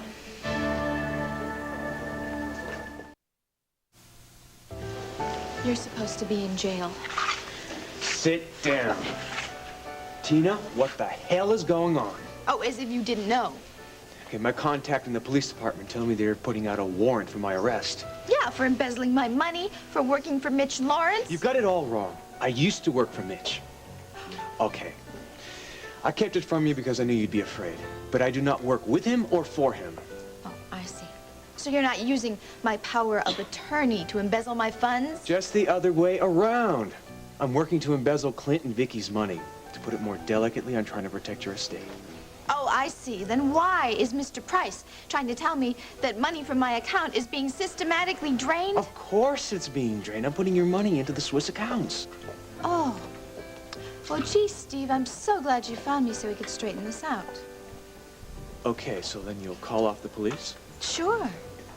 And then you and I are going to go see Mr. Price so you can tell him where you are putting all my money in all these little accounts. You must really think that I have the IQ of a parakeet. Where are you going?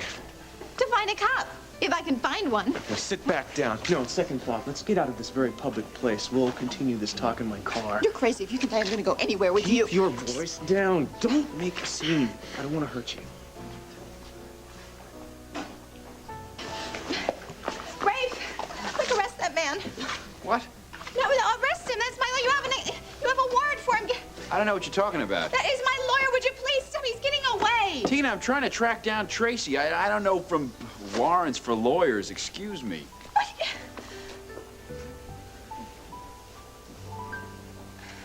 All right, Pete, I'll give Clint the message. Thank you. What's going on?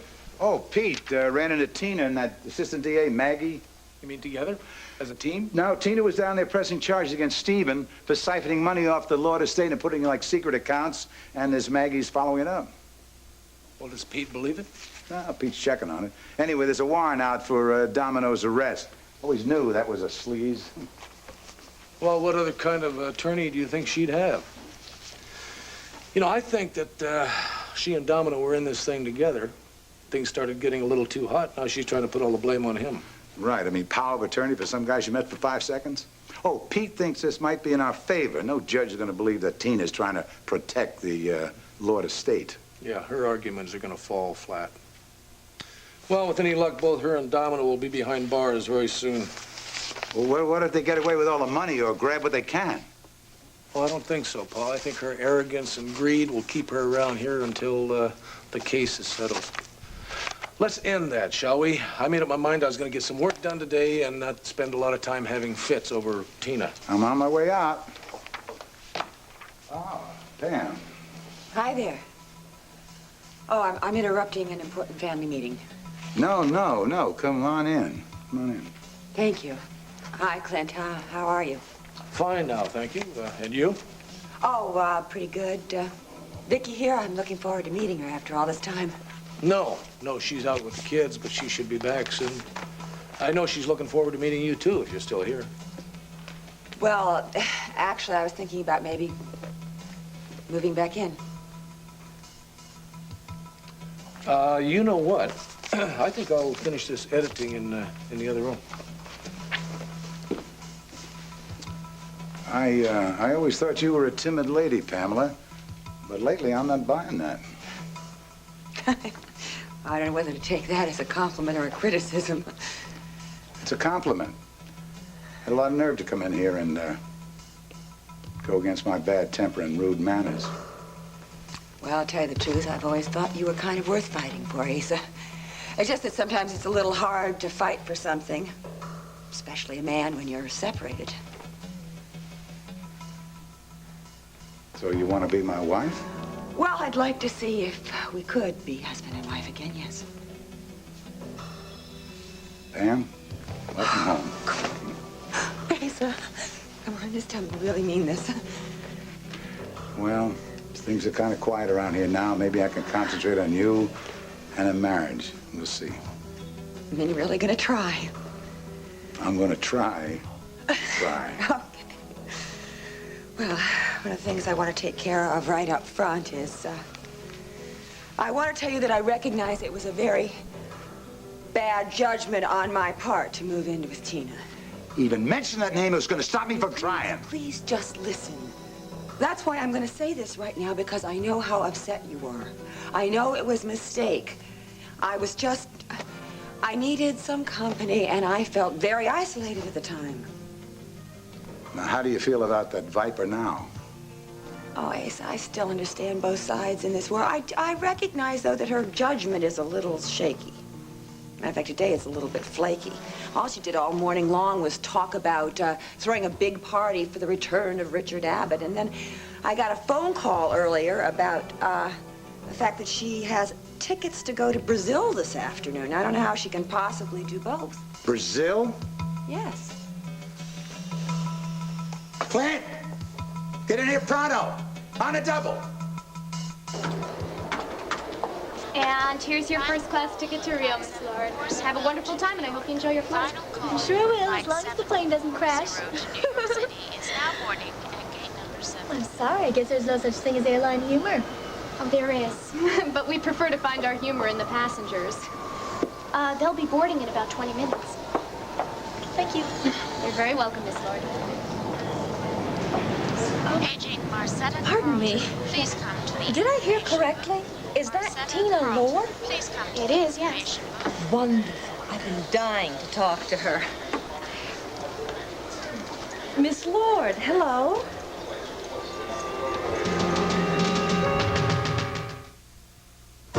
One Life to Live will continue in a moment. Come on, I said I was sorry. What are you thinking? I'm thinking that we never should have seen each other, that you'll never let me forget what I sacrificed for Jenny.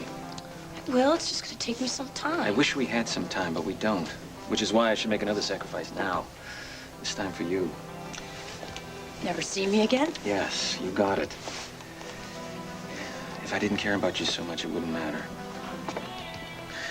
You sure you don't have a dozen women waiting for you in Baltimore? No, not even one. I think I lost my taste for chasing women. Gee, Brad, it sounds like you're in danger of growing up. Yeah, well, I'm putting you in danger of a lot worse. All right, let's make a deal. You worry about those enemy agents, and I'll worry about us. Well, let's make another deal. Let's go back to my room and talk it over. On one condition, What's that? that you kiss me right here. Right here. Right here.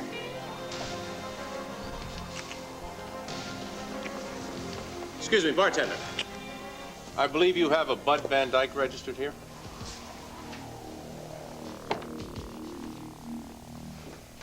Yeah, Paul.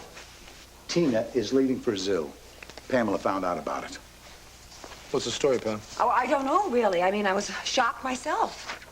When's the flight? What airline? Brasilia, 2 o'clock departure. Too arrogant to stay in town, huh? Pa, I'm going to the airport. Get Rafe on the phone. Tell him to meet me at Brasilia. I will. Hey, Faith, what is this all about? Tell me, Don't what is you it? know that lawyer, Tina and the lawyer, would take bleeding money from the Lord estate and putting it in accounts? Rafe Garrison, Prano. His uncle calling. I don't give a damn. Get him.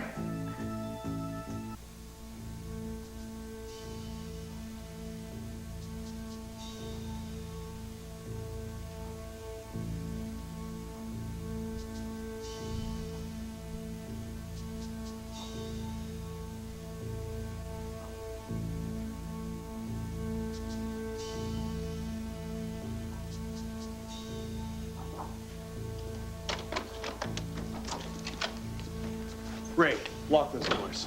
This is nuts, Steve. I don't think it is.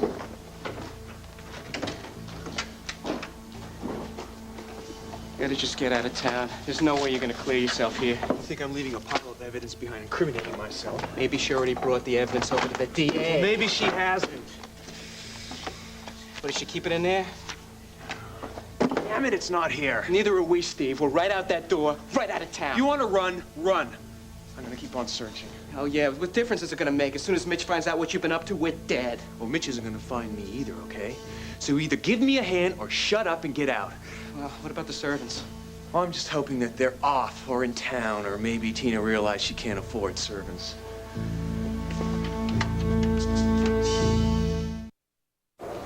I hope you don't mind if I interrupt you, Miss Lord. I just wanted to say hello. Let me introduce myself. I'm Paula Simmons. Oh, hello, Paula. Obviously, you've recognized me from the newspaper articles, I guess. Oh, of course. Although you do look a little different in person. Well, everyone does. So, are you going to Rio? No, actually, I'm just waiting for an arrival. Oh, I wish I could afford to just take off for South America, though. Well, it's really a luxury. And given everything I've been through recently, I deserve it. Yes, the papers say you and your half-sister are in a legal fight over the estate. Yes, it's strange what money can do to people. Yes, I'd like to find out. So do you think you'll win? I usually do. Is there some wonderful man in your life sharing all this good fortune? There's no one serious at the moment. You see, most men can't love me as much as I love them. But hopefully I'll meet someone someday who will. Well, we all hope that. So how long will you be vacationing in Rio? As long as I want. Anyway, it's been very nice talking with you. Oh, yes, it so has. much. Miss Lord, I have a camera in my purse. You wouldn't mind if I took a picture of you, would you? Oh, yes, yeah, I would mind. Oh, but why? You've never been shy with photographers. All passengers for flight Is that what you are? Los No, no, not really. I'm a freelance writer. And like most freelancers, I'm hungry for material. Look, I could make a couple of bucks if I could take your picture. Look, I'm not interested in your couple of bucks. What I'm interested in is my privacy. Oh, I see. So it's okay for you to swindle millions from your Just sister. get out of here, lady, before I call the police.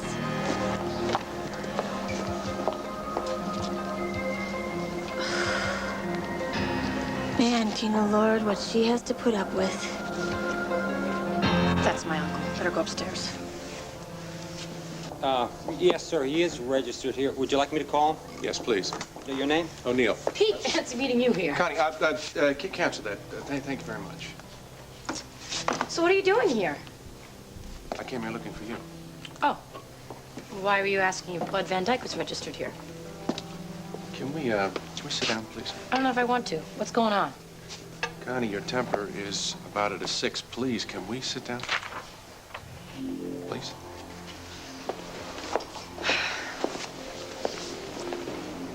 How come you're off work today? I was off for the day. So what? I heard a rumor you were seeing a married man. Some rumor. You know his name and where he's staying. Yeah, and I show up and here you are. So where'd you hear this rumor? Does it matter? A lot. All right, Tina said she ran into you here. Tina, good. I was hoping it wasn't someone who knew what she was talking about. And it's true? Yes. So you still haven't explained to me, why are you looking for this guy, Bud? I I didn't know if Tina was lying to me, just trying to get me angry, so I came in to check it out. Fine, so you know where he's staying. Why were you calling him? I wanted to meet the guy. To do what? Will you please? Your temper just went up a notch. Look, Pete, I'm not a little kid anymore, and you're not my father. You know, I hear that line a lot from Joy, usually when she has something to be guilty about. I have nothing to be guilty about. Then I was what? having a wonderful time here until you barged in on me. Why don't you bring the guy home and let us meet him? Why? So you can talk to him and treat him like you did Chip? Look, this guy's not a maybe with me. He is it.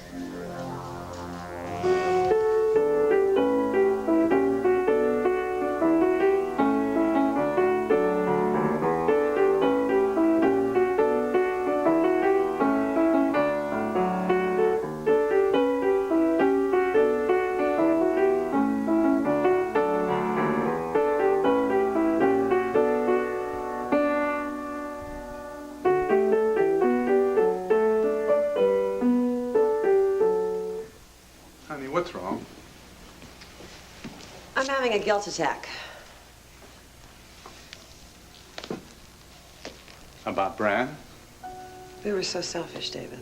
We went through this months ago. I thought you'd finally found a measure of peace with what he'd done for us. And I'm trying to, and every time I think about it, I tell myself that he's fine, he's doing just fine, and there's nothing to worry about. Which I'm sure he is, and if he's not, there's precious little we can do about it. He risked his life for us. He understood what he was doing. David, sometimes we do things impulsively, and we don't think about what's going to happen until later. I just wonder. I just wonder if everything worked out, if he met somebody and fell in love. I understand. Just remember, it's his choice. We could have turned him down on his offer. Sure, and we could be living like hunted animals on the endangered species list. We could have forgone any possibility of the peace we have now, the peace we were talking about just a half an hour ago. I'm not talking about the peace we found. I'm talking about what Brad lost. You know, whenever I think about Brad, I think of him having quite a good time of it. You know he's a very resourceful guy. Nothing keeps him down for long. You know that. You're absolutely right. And maybe if we get the intruder today, we'll see a message in the personals, to J from B. Everything is fine. There is absolutely nothing to worry about. Right, but just in case we don't, please don't take that as proof that he's miserable. Will you promise? I promise. I was just having a guilt attack. It's nothing permanent. I hope not. You know and I know that I'm a very selfish guy. All right? But so is Brad. We're both very stubborn, selfish people who happen to be in love with you and who just want you to be happy. Okay. So if I don't see you start to smile pretty soon, I'm going to feel like a terrible failure.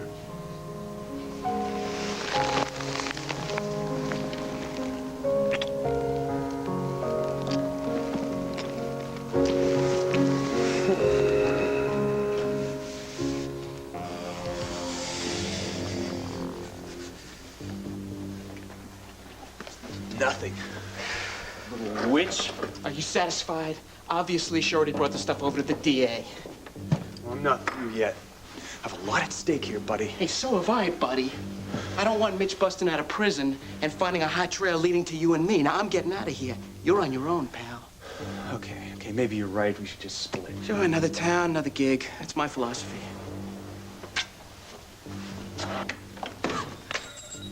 Oh, my God.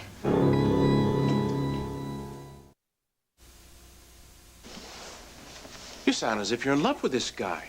How long have you known him? Where'd you meet him? It's none of your business. I beg to differ with you. It certainly is, especially if you knew him in New York. He has no connection with the agency, if that's what you mean. Are you positive? Yes. Connie, you know, affairs with married people generally end up with at least... Pay attention to me. They end up with one broken heart, and usually it's the unmarried person. Now, does this guy really love you? Look, Pete, I want you to leave here, and I want you to forget you ever heard about him. Can't do it, Connie. I appreciate your concern. I know that your motivations are all in good, but I'm going to do what I want to do. Boy, you remind me a lot of myself when I was a kid. I bet you gave Harry more trouble than both of your sisters, huh? Yeah, well, they might not think so, but I do. He told me many times that I reminded him of you. Yes. Great cosmic joke. I guess I'm getting repaid. Look, believe me, I don't like interfering. You could have fooled me. It's just that I've had a lot more experience than you have. I was not brought up in a convent, Pete. I know that, Connie. I just don't want to see you get hurt. And affairs with married men usually lead there. You are way out of line here, Pete. I only hope he feels as strongly about you as you do about him. All the good times. Boy, we had some good times. We had some great They'll always be with me. They'll always be a part of me. Forever. My only wish is that they're a part of you, too. They'll be a big part of me. Now listen, I want you to promise me something. I don't want you to dwell on the past, okay? I want you to find somebody. I want you to find somebody to share your life with. See, you have so many good qualities inside you. And I want you to be able to give that to somebody else. Well, I make no predictions. Well, I do. Whoever she is, she's going to be one lucky woman. Yeah, I know it's hard to be rational when the chemistry is there. It's more than chemistry. Look, you gotta trust me on this. And don't question me if I disappear for a weekend or something. Why don't you bring the guy home? I'd feel a lot better. I might like him. No, we can't. We've got to stay in the shadows. Look, if you really, really love me, you will just leave here and forget that you ever heard about him. If I really love you, I'll do all of that. That's some price. All right. I'll leave, and I won't mention it. For the moment. Thank you. See?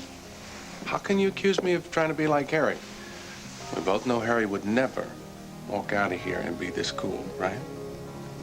Take care. Really.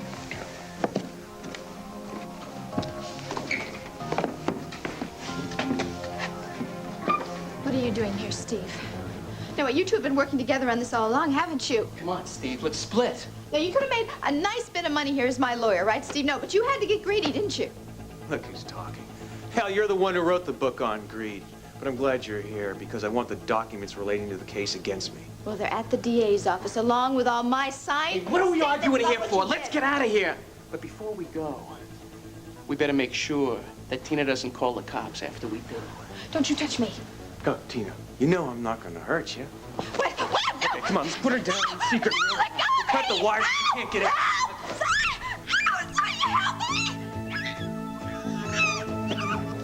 Ladies and gentlemen, Brasilia Flight 455, destination Rio de Janeiro, is now boarding at Gate 2.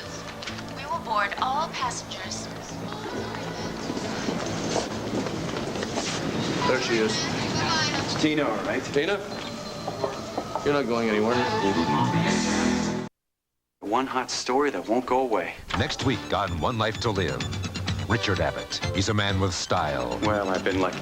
And he has a way with women. Sounds like my kind of man. She is using Richard to further her own cause. Vicky, don't you think the people of Lambview know what Tina's up to?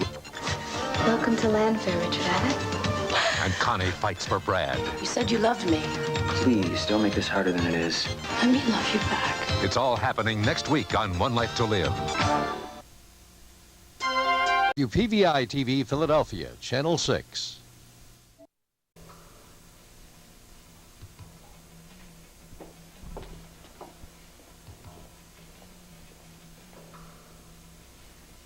Hello, you must be Pamela.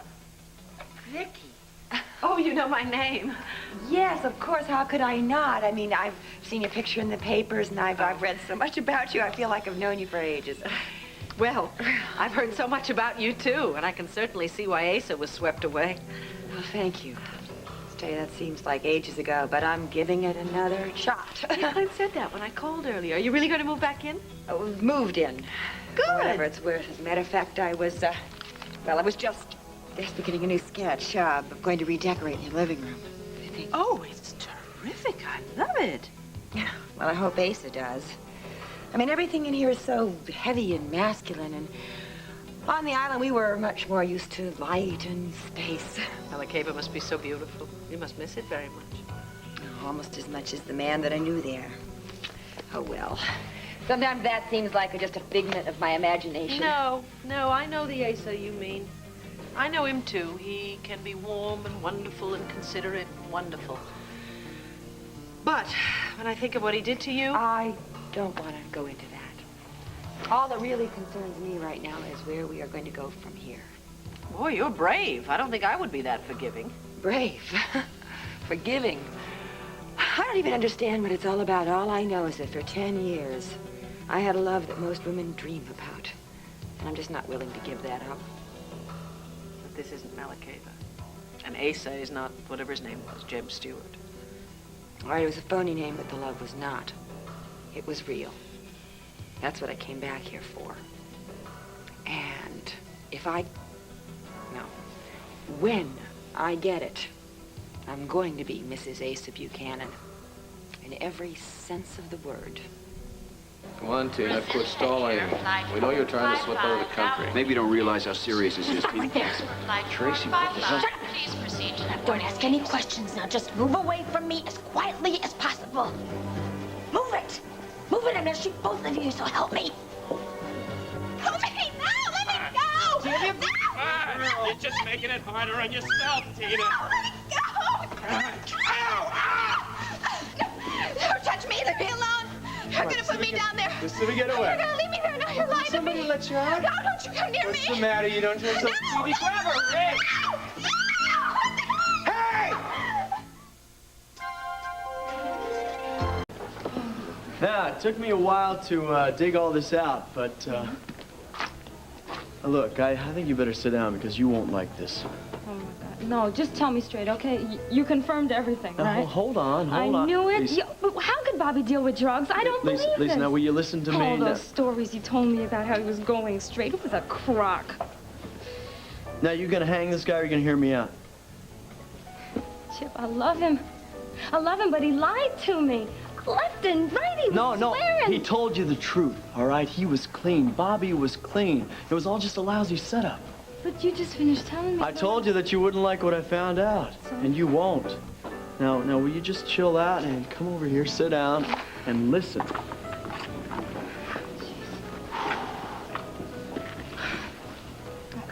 Okay.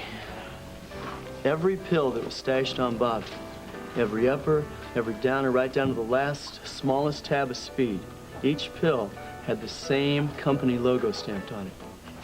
Baron Pharmaceuticals. What's that tell you, Lisa? My father. Uh-huh. Damn straight. It's too much of a coincidence. Oh, no. But Dad wouldn't, he's too shrewd. He wouldn't put drugs on somebody. Nobody's saying that he put them on him himself. I mean, he could have hired some lowlife to make the plan. Oh, come on. My dad doesn't hang out with thugs. Hey, now, wait a minute. Get serious, darling. The whole point is that your dad did not become president of this big-time industry by playing altar boy, all right? Now, everybody knows that your dad had it out for Bobby, okay? And I'm laying all this evidence in your lap, and... So what it comes down to is, if I save Bobby, I put my own father in jail. Yes, Is that it? if that's what he deserves. Look, Lisa, I know what you're going through, and maybe I could be wrong. All right, this whole thing could be coincidence. No, this is too much of a coincidence. Dad wanted Bobby put away. Now poor Bobby is out there running scared. He's in a frenzy, thinking he's gonna get caught for something he didn't do. Oh. Wait a minute. Nothing's gonna happen to Bobby, all right? He could get killed. I know he could get killed, but now listen, what we got on your dad, we have no proof, all right? We may think that he's involved in some way, but we have no substantial proof. And until we do, we need to hang low and give him the benefit of the doubt. No way. Look, if Lisa. my father's connected with this, I have to find out right now. Lisa, don't do anything stupid. I have to clear Bobby. No, now, That's Lisa, all. I'm just listen, gonna take let me care do of it, all right? You're gonna screw everything up now. No, I've wasted too much time already, Chip. Lisa. Come on, Tracy, just drop the gun and give yourself up before someone gets hurt. Oh, what a shame. What have you done with Tina? Sorry, no time to chat. Brasilia Air Flight 455.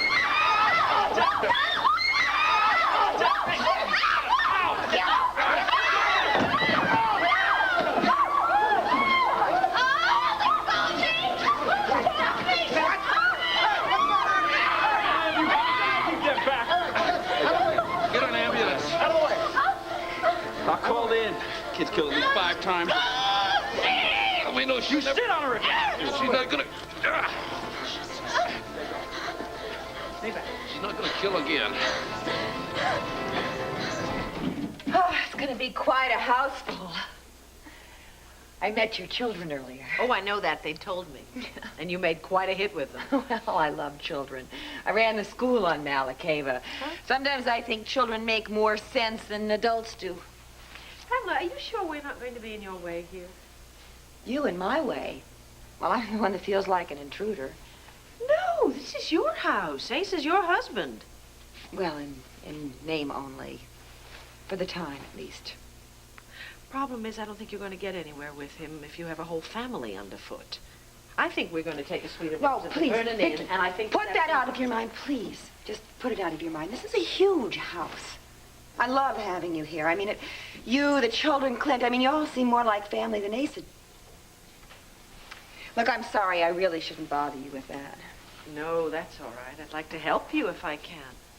I think you've had enough problems already.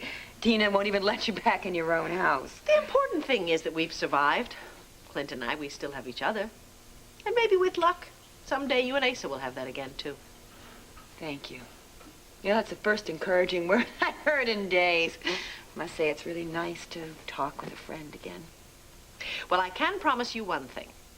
You will find you'll have a lot more in common with me than you ever had with Tiny Tina.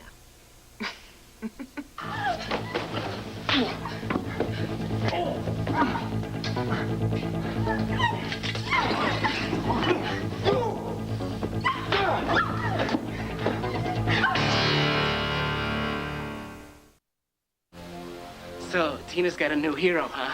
Too bad you're not armed.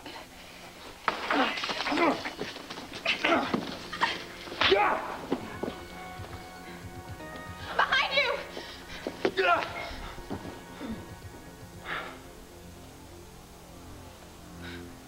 Wow.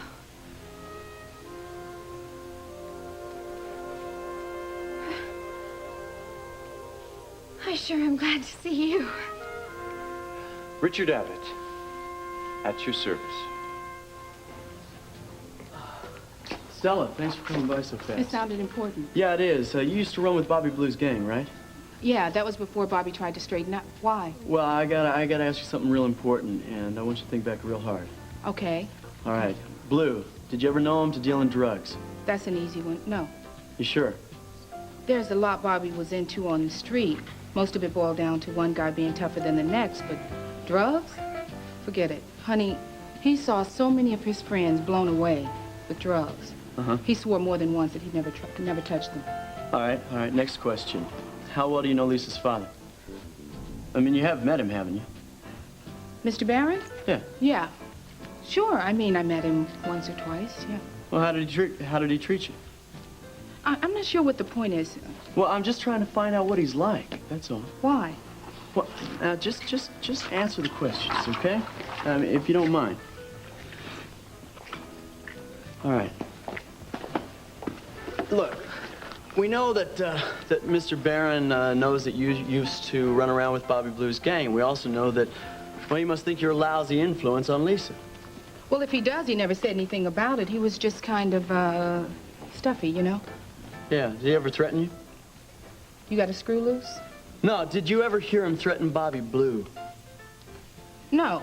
Look, are you going to tell me what's coming down here or what? I don't Well, all I'm trying to do is find out if Mr. Barron had any reason or had said anything about wanting to mess up Bobby Blue's life. Bobby took care of that himself. No, Stella, no, Bobby didn't. Bobby's innocent. And I have this feeling, in fact, I'm almost sure that Barron's behind setting him up. Oh, yeah. He planted a phony drop just to keep Bobby Blue away from his widow girl, right? Stella, I'm serious. Please. Now, look, every pill they found on Bobby had Barron's company trademark on it. Explain it. So? Oh, come on, open your eyes, Stella. Maybe it was one of Barron's employees that planted him on Bobby Blue. Oh, yeah, maybe. But Blue doesn't deal in drugs, remember? Now, don't you see?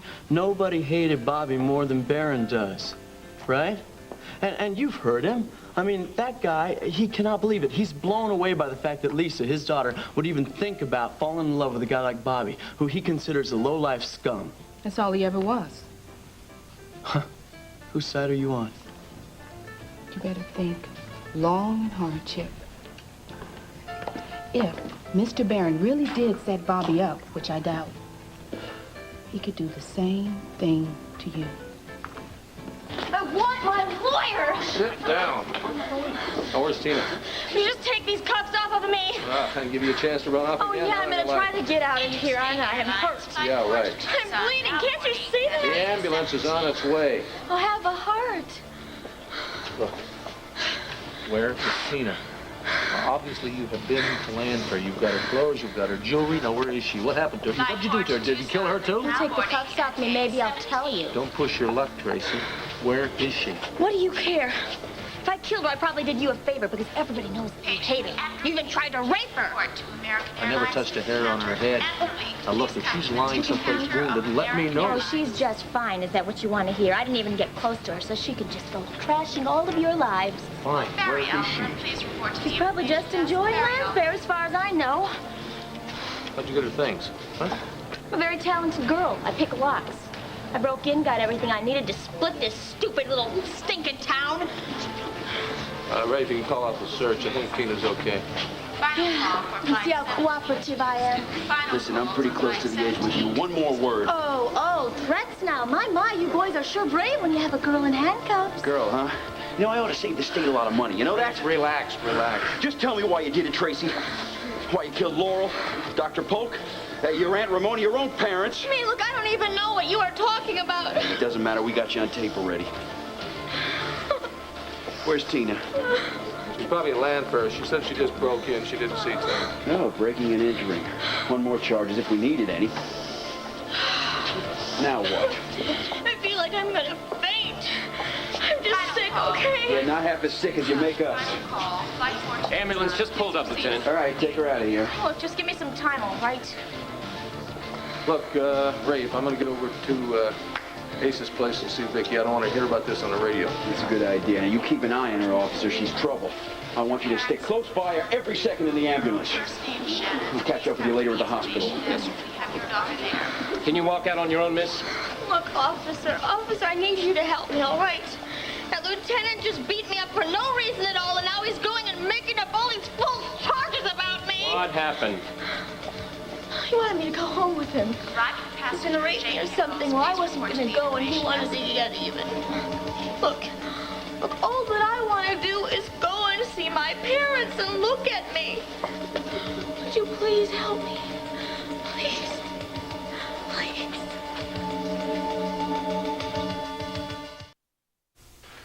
So the gun went off, hit the floor. She made a run for it. I grabbed her, and Ray slapped the handcuffs on her. That's all there was to it. Well, you could quite a chance. Well, we couldn't very well let her get away after all the things she'd done, now could we? Thank God you're all right. Thank God Tracy James is behind bars. Or at least in a prison hospital until they can put her away for good. You know, the thing that really amazes me is I was actually in a room with a murderess. I mean, I stood there. I didn't know she was not Tina. Why don't she turn around? What if I'd seen her face? You probably wouldn't be sitting here telling us about it. You know, to her, killing someone is about as meaningful as tying your shoelaces. Darling, you could have been killed yourself. No. Honestly, honey, sometimes I think our stars really are crossed, that we're only meant to be happy in bits and pieces. Well, the important thing is we are together, and together we can do anything. You will have to excuse me. I have some sketching to do, and I think I'm just going to do it in the den. I'm sorry, Pamela. I'm really very glad you moved back in. Thanks. Oh, honey, I'm so tired. I sometimes think we should just give everything to Tina, stop the fighting, and sail away someplace. Not on your life. Landfair is your home. It's our home. I'll be damned if I'm going to sit by and just watch her take it away. I didn't really mean it anyway. I'm not going to stop fighting for it. I just sometimes wish I could close my eyes, make the world disappear, make Tina disappear, and think that my whole world is just made up of you, Kevin, and Joey. Well, we can still do that. Wait a minute, we still owe ourselves a family vacation. Yeah, remember what happened on the last vacation? I don't really think we should leave Lambview right now. Well, all right, but we can still make the best of things right here. And what about the banner? I was going to plunge right in and go back to work, but... We've got Richard Abbott, remember? I know, darling. He probably wants to go to Paris now that he knows we don't need him. I don't think so. No, I don't think so. Look, he has already made plans to help us out for several weeks, right? Let's take advantage of it. We need this time that you're talking about. I mean, to enjoy ourselves as a family.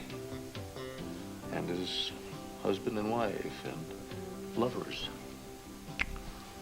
And father and mother, and lovers. And best friends, and lovers. Yeah.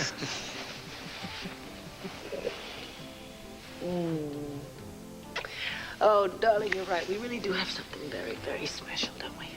I think I could stand many, many weeks of uninterrupted time just taking care of my 3 men. Because we have so much to make up for. Shouldn't be too hard. We never really lost anything. When did you realize there was trouble? Well, I took a shortcut onto the estate through the side entrance, near the garage apartment. And then when I went up to the terrace, I heard some voices, saw Tina was in trouble. You know the rest. How did Domino and his pal break in? Well, it must have been through these doors here because they were locked when I left the house, and then they were open when Richard came in. Okay, so we've got breaking and entry, attempted burglary, assault with a deadly weapon. Don't forget this paper. Yeah, how many years do you think they're going to get? Now, with good behavior, they should be out in time for the Statue of Liberty bicentennial. Good, because I don't want to look at either one of those faces ever again. Officer, do we have to go down to the station house? No, I'll call you if we need you. Oh, good, thanks. And please keep an eye on Stephen Domino. He is a real slippery character. Well, don't worry. He's in good hands now, ma'am. Good, thank you.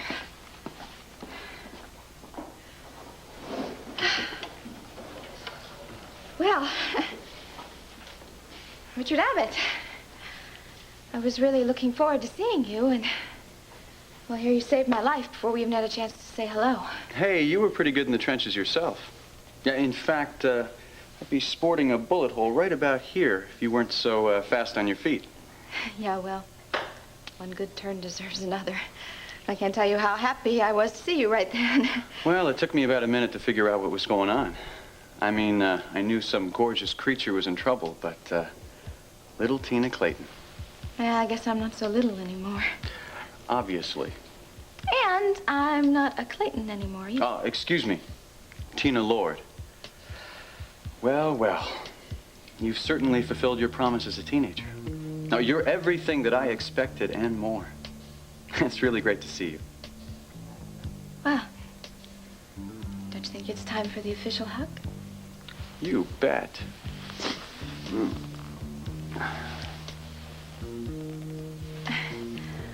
Well, you know, you haven't changed a bit. You are exactly as I remembered you, except that, well, now you're a big, hotshot investigative reporter. Well, I've been lucky. I just hope I get a chance to practice on the banner. Oh, you will. Just let Clint and Vicky take care of all the details. Well, I'm here to help any way I can. Personally, I'd like to see him take a clean break for a while and just leave everything in my lap. You feel very close to Vicky, don't you? She's the best. Oh, I had my share of grief with Joe Riley. But that's all in the past now. Yeah, I've decided to not get involved in any personal problems and just do my job. Well, I guess you know about all the problems we've been having around here. Not really. But there's no point in getting into them right now. It's been a long trip. I mean, first of all, I come in here, I knock out 2 creeps, and save you from possible asphyxiation. And now I've got a serious case of jet lag. Well, have you decided where you're going to stay yet? Well, if the invitation is still open, You mean you accept? if you'll still have me. Now, I want to warn you, I've got a lot of bad habits. I mean, I like to leave the newspaper laying around. I squeeze the toothpaste in the middle. Sounds like my kind of man. Welcome to Landfair, Richard Abbott. I want to go back to work. What if people are coming and I'm not there? Then they will come back. We have to do what Larry says. Nobody goes out that door until Tracy is caught. But I can't just let my life fall apart. You may not have a life if you don't listen to him. Tracy didn't have it in for me. Tracy knows that you helped Larry and me escape. There's no telling what she will do. Delilah, she is insane. I know, but I feel split. I mean, Larry says I have to stay here. Rafe says I should stay at Look, Ace's. I don't like being cooped up any more than you do. I'm sorry. I'm sorry. I know this has probably been harder for you. Being in this room probably reminds you of that horrible experience you had to go through with Larry at Tracy's place. Yeah, well, it was pretty hard, but it's okay now. I mean, the room she built was exactly like this, down to the smallest nail head, but this room feels different. You know, it's the study that Larry and Laurel built, and it just makes me feel sad. I know. It makes me feel sad, too, and at least Larry knows that Tracy killed Laurel, and I know he'll feel a lot better when she's caught and the whole thing is over. Yeah. It's kind of like fate, though, isn't it? What fate, what? Bringing the two of you together again. Oh, Delilah, come on. Just friends. Well, I know, but we almost married him before, and well, I can see that there's still a little bit something there. Why don't you just let it happen, Mimi? Most people don't... Found her. They found her. They got her. Oh. Got the airport. Clint and Rafe got her. They got her. They're taking her to the hospital. Does that mean we're free now? We're free. We're free to do anything we want. Oh, great. They'll never keep me here. Let them have their guards, their bars. I'll outsmart them. I almost fooled that lame brain who dragged me in. I'll think of something. And when I do get out, I'll have to revise my shopping list. Let's see. Who shall we put at the head of the class? Vicky, or should it be Clint? Then Mimi, Cassie, Delilah. Well, let's not forget Rafe and Ed Hall. And one more. This really hurts, but it has to be. It's really his own fault. Larry.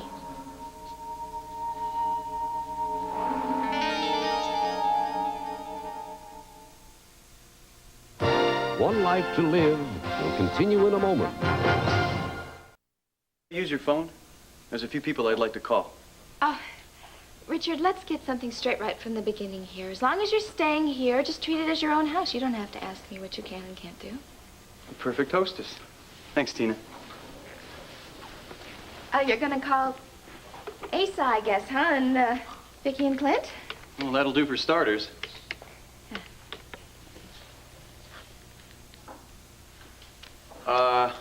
Why? Does that bother you? No, it's just... Well, you know, I was telling you about all the problems we've had, and I really don't think they're going to be very happy when they find out you're staying with me. Well, I don't see why they should object. I mean, I certainly know my way around the joint. Yeah, it's just that Vicky still thinks that this place is hers. Well, didn't you inherit it? That's what you told me in your letter. Yeah, well, Victor made that very clear, but unfortunately, Vicky and Clint don't seem to believe it.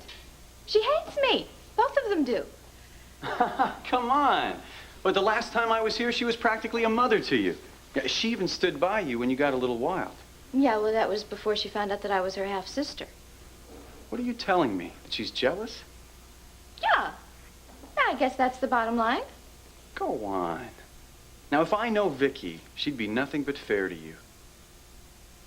What did you do to her? Are you always this blunt? Why fool around? Look, I promise I'll keep an open mind. Look, I did what I had to do. You know about her mental illness, don't you? Well, it's all pretty sketchy, but she's fine now, though, right? Yeah, but I'm the one who instigated her being committed. So she blames me. I mean, I really only wanted to help, but things got all confused. Didn't you follow any of the dirt from the murder trial? I was in France, remember? Murders in Landview aren't exactly world news. Well, you must know something about it. Well, Asa gave me a rundown over the phone. think I'm pretty much up to speed from what I've read in the papers. Who's that? Well, don't worry. Whoever it is, I'm going to get rid of them.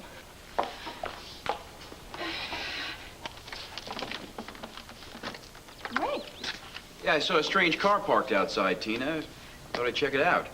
Oh, well, I'm fine. You sure? I heard about the action here down at the station house. No, everything's great, really. I'm fine, but thank you for checking. All right, well, that's not the only reason I stopped by. Tracy James has been captured. She was wearing your clothes and jewelry. Oh, I can finally get back to the studio. You want me to give you a lift? No, I think I'm going to take a cab. I'm going to go out in the street. I'm going to be free. Oh, do you think it'll ever be possible to visit Tracy? What for?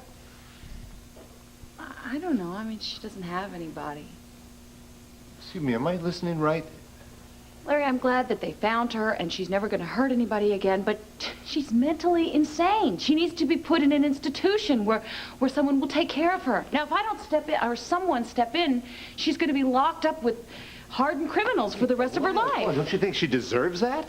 Well, she doesn't have any family or... Well, no, she doesn't have any family. She killed them, Delilah. That's why. Well, no, listen to what she's saying. She wants us to feel sorry for her. No, We want to help her. that's not what I said. Listen, Delilah, she locked me up. She shot me. She almost killed Mimi and me. Then she slaughtered her own parents. She killed Dr. Polk. She killed my wife. Come on, Delilah, take off the halo. Listen, Larry, I'm sorry that I brought it up, but sooner or later you have to realize that whatever she did, no matter how horrible, was because of a sick mind. Oh, for crying out loud. So what do? We find a nice, pleasant sanitarium for her and send her flowers until the psychiatrist declares that she's cured? She can go out in the street and kill people again? You're missing my point. You got no point, Delilah. What that maniac has done, it makes Jack the Ripper look like Mr. Rogers. Larry, that's Come on, that's enough. I don't want to hear any more about it. Not now. Excuse me.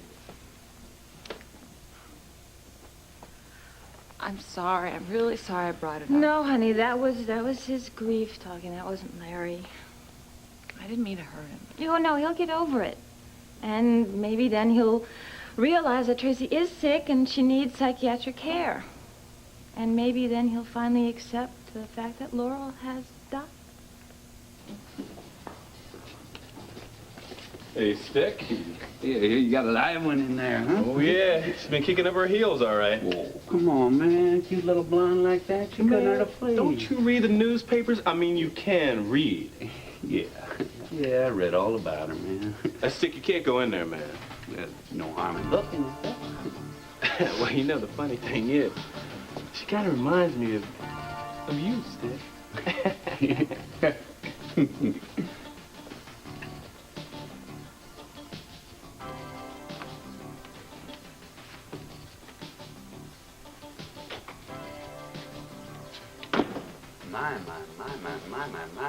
My dreams have come true. I've been praying every night that they would bring me a gorgeous little blonde, but all they sent me up till now was these goofball cons. Are you an inmate? Yeah, I like to think of myself as a citizen of the world, just doing a little forced R&R, you know? What's your name? Thomas Stickley. My friends call me Stick. Stick. Hi, Will. My name is... Tracy James. Yeah, I know all about you, baby. Really? Yeah. You are the greatest, I think. Yeah, you're the slickest thing since Bonnie Parker. Yeah. You know, I even got a picture of you up on the wall of my room. Really? Yeah, out of the newspaper. No kidding. Mm-hmm. Tom Stickley, I know that name.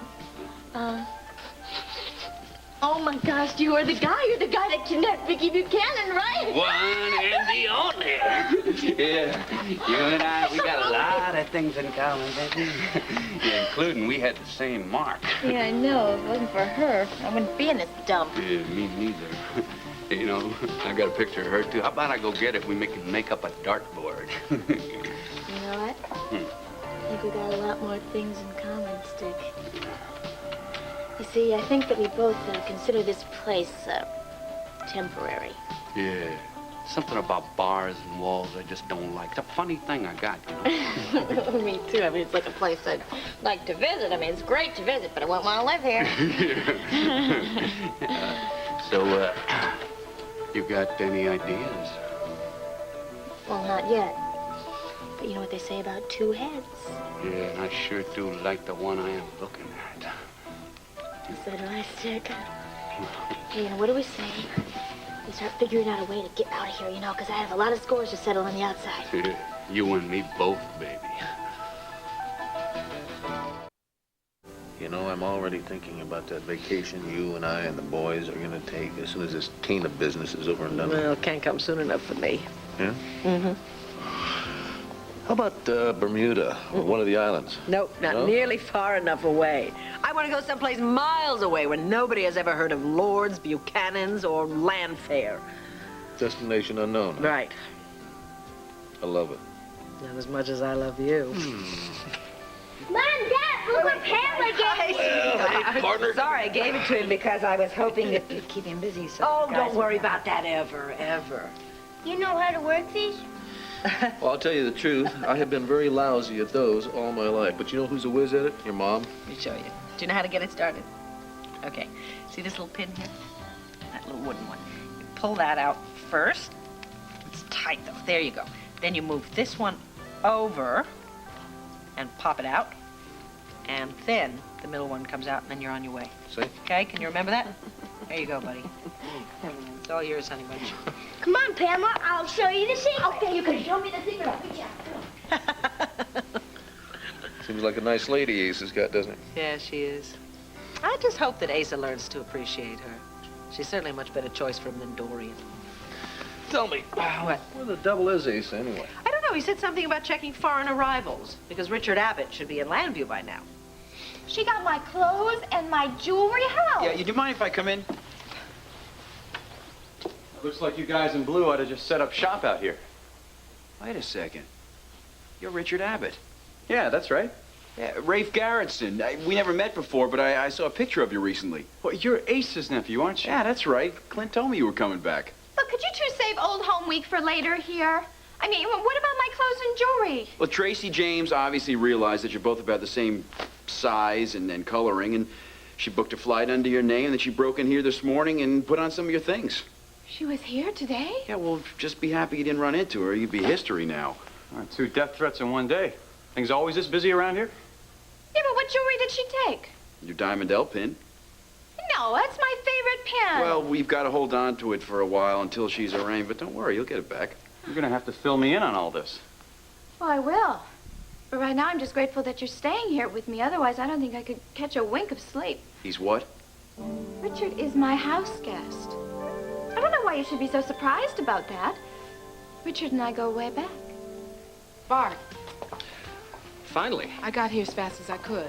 You've stayed here too long already. You should never call me away from the plant in the middle of the day, Stella.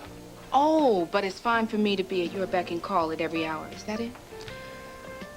Patience, baby. It's all gonna work out. I can't even call you in an emergency without you chewing my head off. Emergency? Tell me what's happening. Chip Cooper. He found out that all those drugs laid on Bobby Blue had Barron's Pharmaceutical stamped on them. Now he's convinced you're the one that set him up. Are you sure about this? I just talked to Chip right before I called you. Did you do it? Are you kidding? Are you lying to me, Bart? No! Of course not. Surprised you could even think about that. I'm sorry. It's just that I used to be pretty fond of Bobby, and if you really did do it, I was gonna have to do some serious thinking about you and me. Well, you've done too much thinking already. Honey, I promise you that we will get to see each other more. We'll have more time for each other. I should spank you for even thinking those bad things about me. But I'll forgive you, though. Because you're just about the most beautiful thing I've ever seen. You got time to get a room? Hmm? Well, Excuse me. Have you seen Mr. Barron? move it fast. What? My daughter just came in.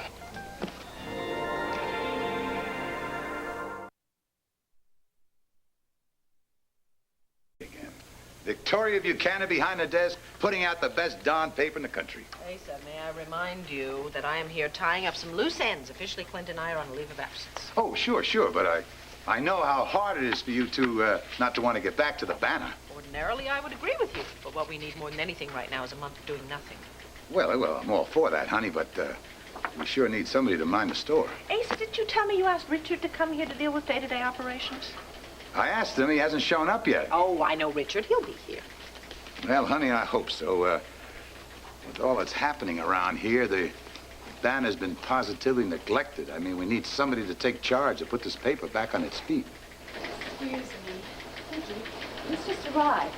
By messenger. Sounds important. I'll take it, Joanne. That handwriting looks very familiar. Yeah, I know.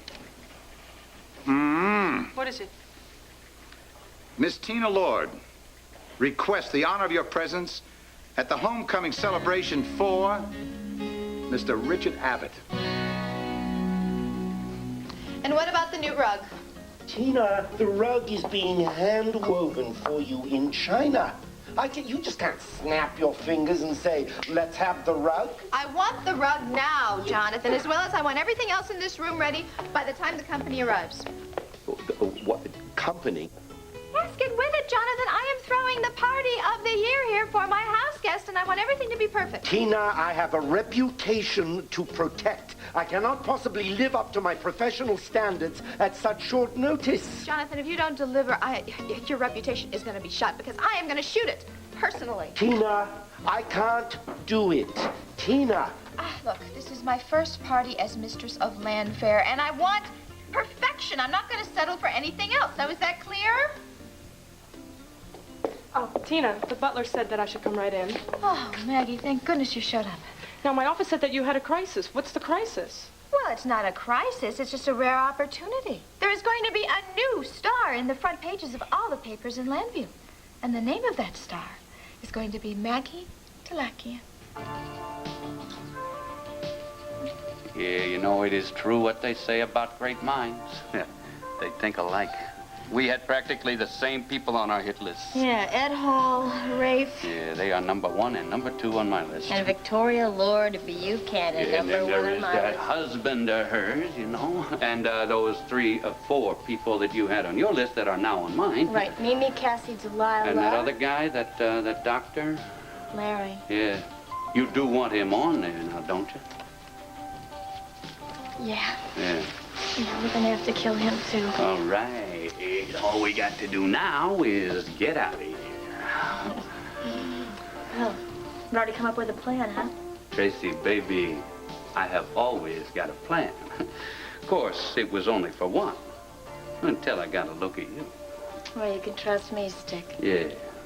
Yeah, I think I probably can. You know, you and me, we're like, we're like... Like 2 shells in a double-barreled shotgun? Oh, yeah, I like that. So I'm going to be able to count you in, right? All the way. All right.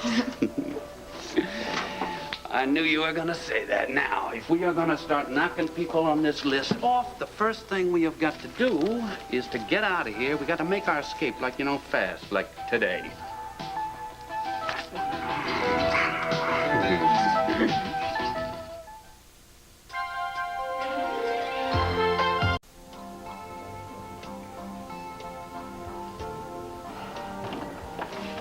Clover, how you doing? What's up?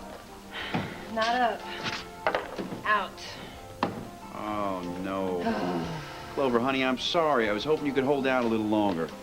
Yeah, well, that's what they said to Custer at Little Bighorn. At least I might get out with my scalp. After all the high hopes you had for this place, I remember when you and Asa first bought it. Yeah, I know, but what can you do? You can fight the protection rackets and the arsonists and the thieves, but how do you fight Elmos, too? You know what they say, if you can't lick 'em. I'm way ahead of you on that one. You are looking at Elmo's 2, newest waitress for cocktails. Thank you very much. I start in tomorrow, collecting tips and insults. I'm proud of you, Clover. Oh, come on, Ray. No, I am. I'm serious. No, it takes a lot of backbone to know when you're licked, and it takes even more to be willing to work for the ones who licked you. That's not backbone, that's survival. Now, why are you always putting yourself down? You know, I just took a guy named Richard Abbott over to Ace's place. You should meet Richard. You can learn a lot from him. Like what? Like self-confidence. Richard left Lambview a while ago. He's patching up a lot of bruises. Now he's come back home ready to take on the world.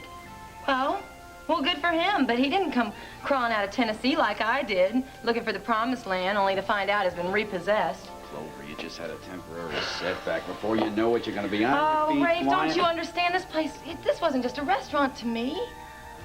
I had plans to redecorate. I had plans to make this place into the classiest night spot in Lambview. You know, I thought by now, I mean, shoot, I thought I'd be wearing silks and diamonds. And I got on the same old blue jeans I had in Tennessee and a bunch of dirty aprons to show for my time. Your dream just got deferred, that's all. God, I think I was nuts to think it would work in the first place. Me and Asa Buchanan, business partners, I mean, really. Well, maybe the next time you and Asa get together on a project. No, there's not going to be any next time. He's been such a silent partner, I haven't seen his sour face in over a month. You know, I'll bet he doesn't even know that we're going broke. Well, maybe it was a mistake to count on Asa to give this place his personal attention, you know? Well, I see that now.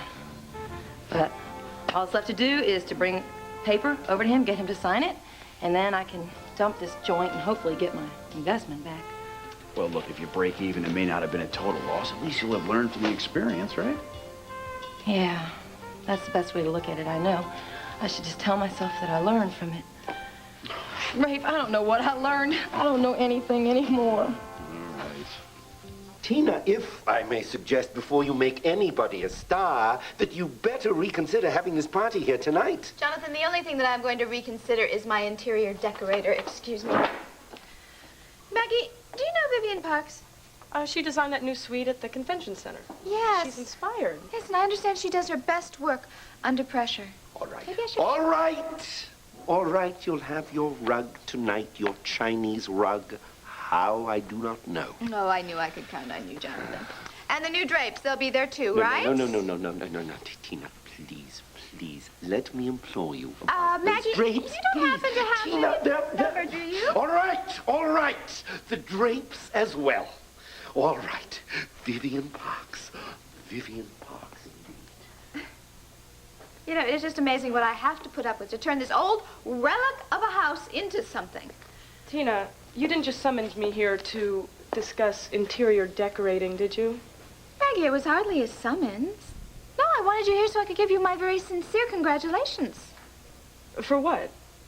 Well, for your brilliant legal actions that put Stephen Domino behind bars, where he is waiting for what I am sure is a conviction. Well, I can't take credit for arresting Stephen Domino. No, but you can take credit for saving my money from him. And because of that, he became so desperate that he broke in here like the common thief that he is. Well, I'm just glad that you didn't get hurt in the struggle. Well, I have Richard Abbott to thank for that. And I have you to thank for saving my money, which is exactly why I hope you're going to accept my little proposal. So, you didn't ask me down here just to say thank you. Maggie, as you are well aware, I'm about to enter into a very lengthy legal battle with my sister. The Lord Estate, the Lord Fortune, this very house, it's all at stake. Yes, you do have a lot riding on this case. Oh, everybody has a lot riding on this case, and whoever represents me and wins is going to become, well, the very darling of the legal profession. Now, Maggie, we are talking about television talk shows here and autobiography. Maggie, I can just see the movie now. I mean, whoever handles my case is going to become a household name. You're not suggesting that I take your case. Look, I'm merely saying... I heard what you said, but this proposal that you're talking about, well, it may make me a household word, but it could also get me fired. Now, I'm an assistant DA. I can't take an outside case. Oh, is that all you're worried about, huh? Your second-rate job standing behind Herb Callison when you could be out in front taking all the bows? What you're offering is chancy at best, but my job is very real. Now, all right, maybe I can give you some advice, some legal advice, but only on an unofficial basis. But I cannot represent you. It's because of what they say about me, isn't it? They? Well, all those malicious people. Those rumor mongers. All those people that tell all these terrible lies about me, spreading them around so that all my potential friends end up as enemies.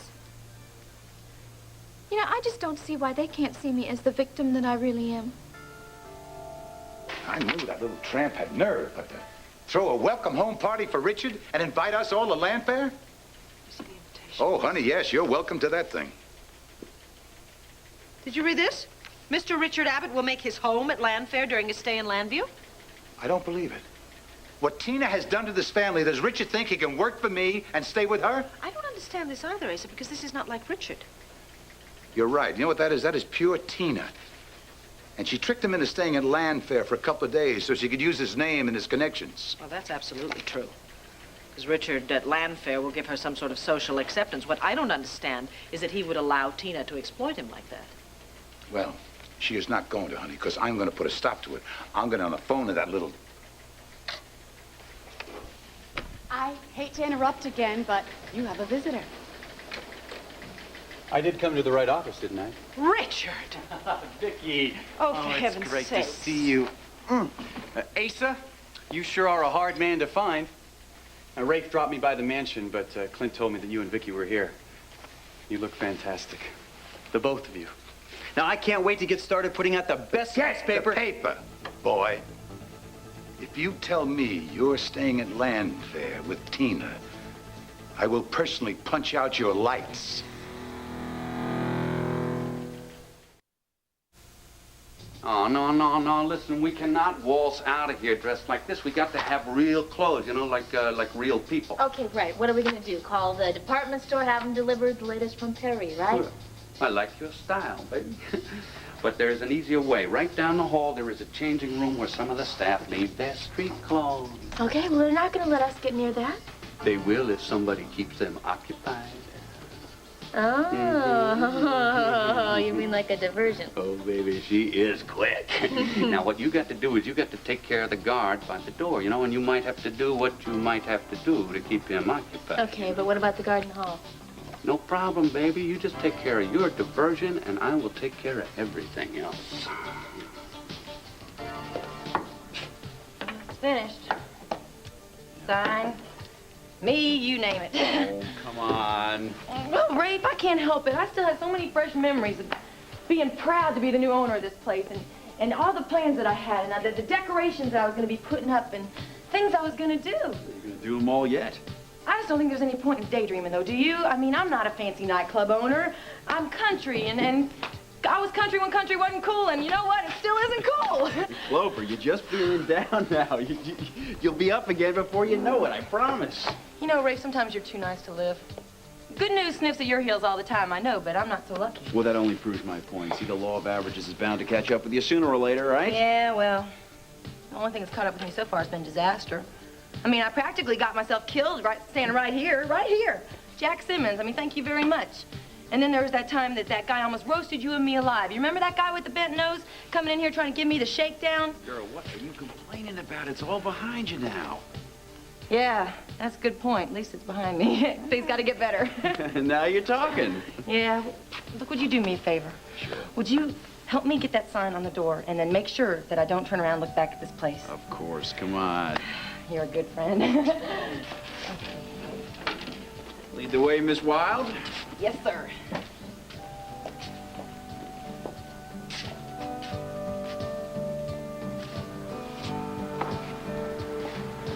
Okay. Lock her up. Yeah, let's lock this thing up. Sign.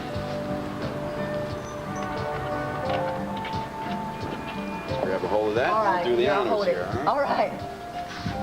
Do your duty, detective. Thank you. Uno. Whoa, what a sound. I like that sound. You know what that sounds like? That sounds like coffin nails on a box of lousy memories. That's what it sounds like to me. Realize the Backstreet Bar. Rest in peace. Well, thanks for the warm welcome, Asa.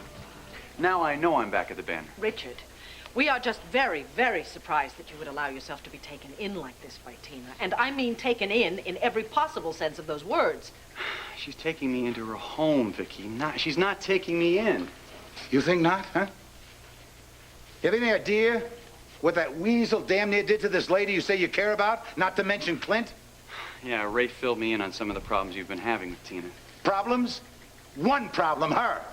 And with you parking your bags at Landfair, it's like a slap in the face to my family. It was your family I was thinking about, Asa. Now, if I'd accepted your invitation to stay at the mansion, I'd be crowding you and Vicky and Clint, but not to mention your new bride. You leave my bride out of it. We'd rather have you underfoot than under Tina's little thumb. I'm not under anybody's thumb, Asa. And I'm not under any illusions about Tina or anybody else. Richard, that may very well be. But surely you realize that her invitation is not an act of hospitality. She's desperate for social recognition, Richard. Which she'll never get, ever. Well, not without your help, she won't. Richard, as her house guest, you're going to have to be her occasional escort, and as such, you will be affording her a respectability that she would never get on her own. You give me too much credit, Vicky. I mean, I've made my share of waves in the tricky waters of Landview society. No. You're a lord, aren't you? The name still means something in this town.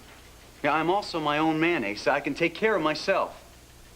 What about your family? What about your friends? No obligation to take care of them? Why do you think I came back here? To help Vicky and Clint with the banner? Now, doesn't that count for anything? Of course it does, yes. What good is it, Vicky, if Tina turns him against the people he says he loves? You don't remember me very well, do you, Asa? I choose my own friends and my own enemies. Now, Tina doesn't choose them for me, and neither do you. No? Well, if you want to work for this paper... Asa, hold it. No! I'm going to tell this young pup. Asa, he's right. You're damn right. He's what? I cannot ask Richard to fight my battles for me. Vicky, I'd fight to the death for you. Now, you know that. Darling, it's not going to come to that. Don't worry.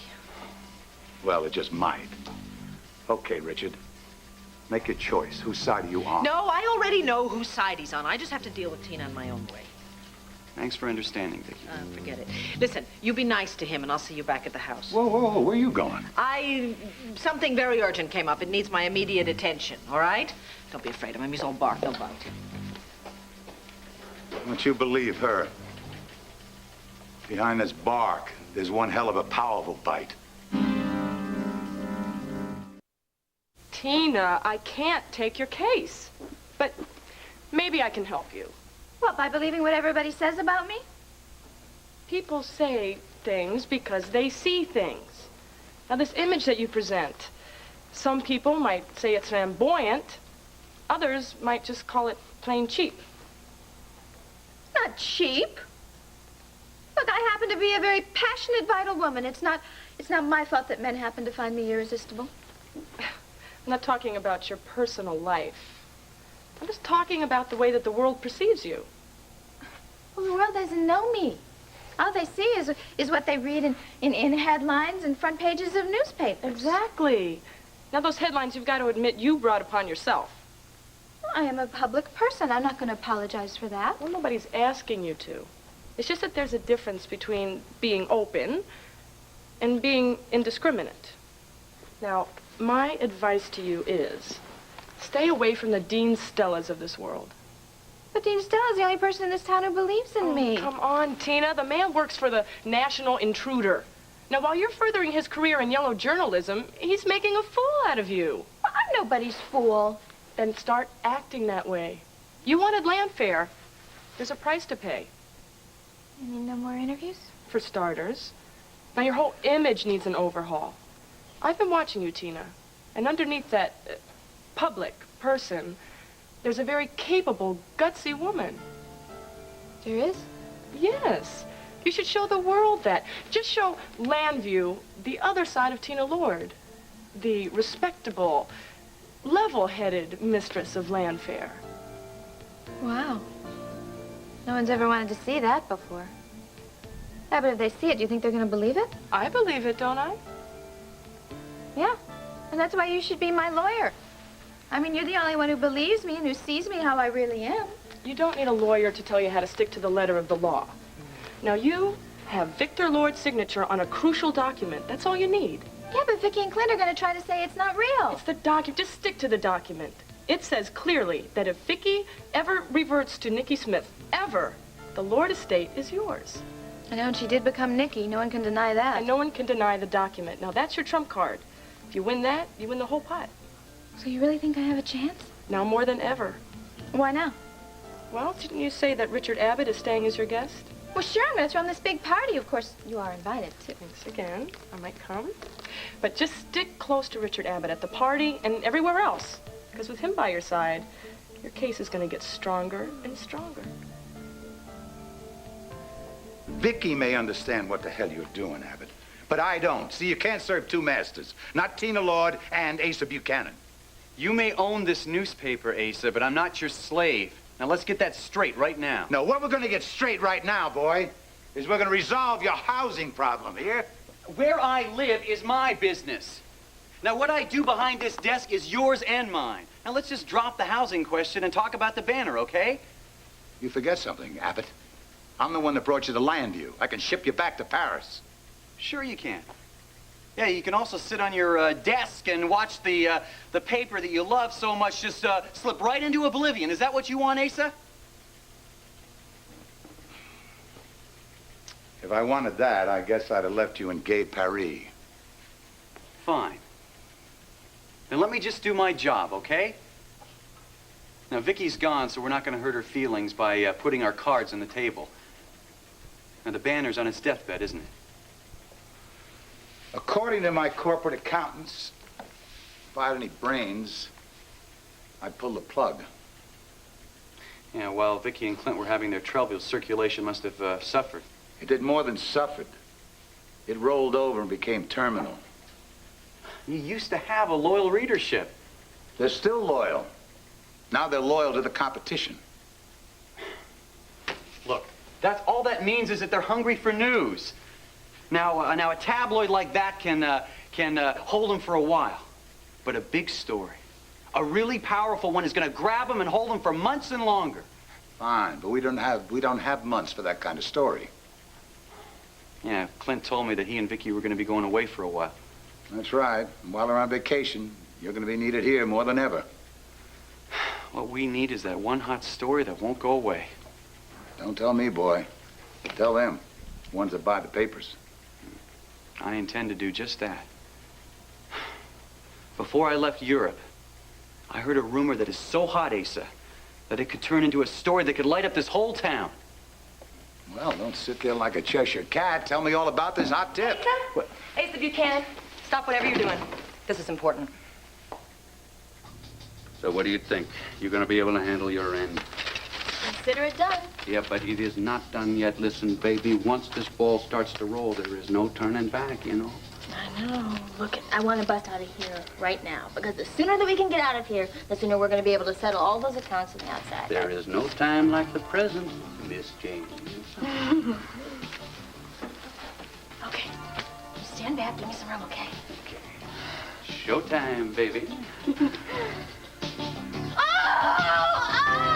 Hey, help us out of here! The lady's in trouble. She's in pain, man. Come on. Hey, she never... What's your belly aching about? What's going on? One Life to Live will continue in a moment. How dare you come barging in here without warning? What do you think, you're back in Podunk, Tennessee? Asa, the name of my hometown is Avery, okay? Avery, Tennessee, and if you will sign this paper, I'll be glad to get out of your way. I ain't about to sign anything. Excuse me, Richard, while I attend to this unpleasant interruption. Oh, the lady hardly seems unpleasant to me. Hi, I'm Richard Abbott. Well, hi, Richard. I'm Clover Wild. I'm sorry I busted in on your meeting like this. Oh, that's all right. Are you really from Tennessee? Yeah, doesn't it show? Hey, you know, Rafe Garrettson says you're real nice. Is that true? Oh, gee, doesn't it show? Clover, if I may interrupt, what in blue blazes does this agreement mean? It's very clear, Asa. All it does is liquidate our partnership in the Backstreet Bar. Liquidate. Yeah. What you're saying, you're quitting on me. No, I didn't say quit. I'm not a quitter, Asa. I never have been a quitter. No, what I see now is a loser. I thought some of that business sense of mine might rub off on you. I see, I see I was wrong. If anything of yours ever rubbed off on me, I'd go get it cleaned. Hey, now hold on, you two. Now, I'm sure there can be a sensible settlement. Richard, sensible? The only reason I'm in partnership with this hick, she's a sister of the Rube that married Becky Lee. Hick? Now I'm a hick? Jesse is a Rube, huh? Look at you. You still got half the dirt of Texas underneath your fingernails. I know where I come from, honey. And I also know where I've gotten to, unlike some people I know. You don't know so much. Why don't you just sign that paper? I would love to get out of here. If this will get you the hell out of my hair, I'll sign a triplicate. Here, take it. Vamos. Thank you very much. I'll leave with pleasure. Mr. Abbott, it was nice to meet you. You seem very nice. I don't know what you're doing with this man. Watch it, Clover. Look, I'm in Elmo's, too. If you ever want to come by for a drink, the first one will be on me. Thanks, I just may do that. All right. We've still got a lot to talk about. That agreement doesn't settle everything. Mr. Buchanan, I believe you know where you can find me. And if you're really nice, I might even let you buy a drink. What is so amusing? Oh, her. Miss Clover Wilde. I don't find it very amusing when a business goes under. Even a hash joint like the Backstreet Bar. Oh, come on, Asa. You must recognize the resemblance. What resemblance? Becky Lee. Or she's got the same spunk, the same fire in her eyes. Yeah, and she takes about the same amount of guff from you, namely none. Becky Lee had talent. She sang up a storm. This little gal does nothing but lose me money. Oh, that's not all she can do. She can make me laugh. And she can make me remember. Just now, when I heard her voice, I don't know, maybe if I'd been as understanding of her ambition as she was of mine, maybe we'd still be together. The women today, Richard, they are greedy. They want everything. Yeah. Just like us. I guess I deserve that one. I heard that Becky Lee got married again. Jesse Wilde. That's her brother. He's worse than she is. Well, if that's true, I guess Becky's happy at last. Good for her. You say you're glad for her. I got a feeling something's still eating at you. Oh, I don't know. Maybe that I'd just like to have the same kind of happiness that she's had. A kindred spirit I've just about given up hoping that I'll ever find. And whose fault is that? It's mine, I know. I mean, I say I want a love that'll last, but every time it's out in front of me, I'm the one who walks away. Well, why don't you try and grab hold, see what happens? Yeah, maybe. But I didn't come here to pep up my love life. I came here to juice up the banner. That hot story from Europe. Yeah. All right, now it's just a rumor. No, I don't want to hear rumors. I'm not paying you for that. You got a story, and a story that'll sell papers. You get out there and track it down. What's Tina done this time? Oh, Pete. It is not enough. She has seized my house and my money. Now she is trying to appropriate a member of my family, Richard Abbott. What do you mean appropriate? Well, Richard came back here from Paris to help us out at the Banner while Clint and I are on leave of absence, as you know. Right, yes. I knew that Asa called him back, but what's Tina got to do with that? Tina has not only offered him a room at Landfair, she is giving a party in his honor. She's what? Can you believe it? I can believe anything Tina does, but... Vicky, it's only a party. I'm sure once Richard Abbott sends his regrets... Richard Abbott is not sending his regrets. Not only is he going to her party, he has accepted her invitation to stay at Landfair. Doesn't he know what she's been up to while he's been in Europe? Yes, he says he's heard the stories and he's not willing to prejudge Tina. Okay, that's fine by me. That's fine. No, it's not fine by me. I'm going to call him and give him a No, you'd be wasting your time. Once Richard Abbott makes up his mind about something, nothing on earth can change it. Ask Asa. Stubborn as that, huh? Actually, that's one of the things I like most about my cousin. And I do not expect him to share my feelings about Tina. But what I will not accept is that she is using Richard to further her own cause. Can I get you folks anything? No. Thank you. No. You know, you're right about that. That could be a problem. I mean, as it stands right now, Tina's the outsider. She's trying to take away from you and Clint what's rightfully yours. But if Richard Abbott stays there, that could be tacit approval of her claims. That's why we have to do something, Pete. For heaven's sakes, my house is at stake. My home, my family's home, my children's whole future. I cannot let Tina have the upper hand now. That's not going to happen. I'll come up with something, I promise you. But I'm going to have you follow through. And it may be repugnant, but you're going to have to help me. I think it's time that we throw that little twit out of Landfair for good.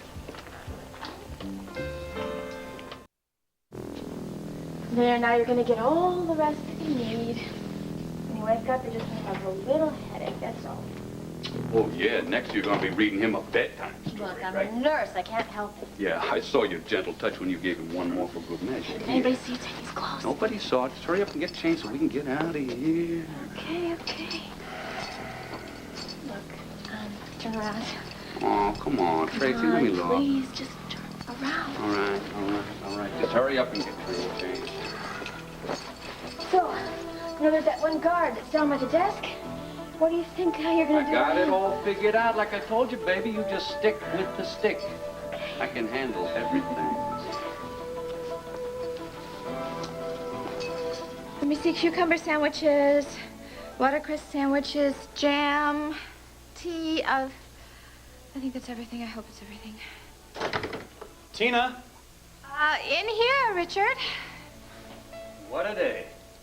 I'm telling you, Tina, my first day at the Banner was something to remember. Hello, Richard. I hope your first day wasn't too taxing, or maybe I can help you forget it in my own small way. Tina, you look lovely. Well, thank you, sir. And what's all this? Finger sandwiches? Scones? Tea? Yeah, well, I wanted to show you that we're civilized here in Landview, and I didn't want you to think that you gave up all the good life in Europe. Well, actually, we didn't drink a lot of tea in Paris. Paris? Oh, no, I thought it was London. Well, if you want, I can send all these back, and we'll have some cheese and wine. No, don't be silly. Look, I spent enough time in London to appreciate their custom. But this looks much nicer than any tea I had over there. Oh, you're not just saying that, are you? No, I'm not just saying that. It was very sweet of you to go to all this trouble. Oh, it was no trouble at all. Listen, you just sit down and loosen up your tie, and I'll serve you. Now, how can I refuse such a gracious offer? So, you saw your old relatives, huh? Have they greatly changed? No. But how did you manage to make so many good people hate you so much? Richard, has it ever occurred to you that I cannot get Vicky or Asa to do anything they don't want to do? They've painted this bleak picture of me, and there's absolutely nothing I can do to change it. You're saying that they're prejudiced against you. Well, it's a common human frailty. One's own family isn't immune to it. I know what it's like to be judged for your past mistakes, and not for the person you may have become. I knew you'd understand. That's why I was so happy when you said you'd stay here. We are going to be a great team. Maybe. But I've been thinking about your invitation, Tina. Oh, to the party. I know it's last minute and everything, but that'll make it more fun and more adventurous. No, I meant about your invitation to stay here at Land Fair. Now, I think it would be best for all concerned if I checked into the Vernon Inn. No, Richard, you can't do that to me.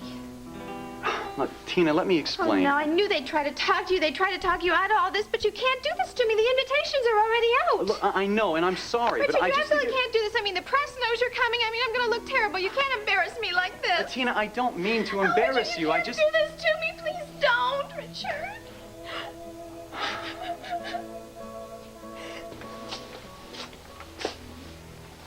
Guard!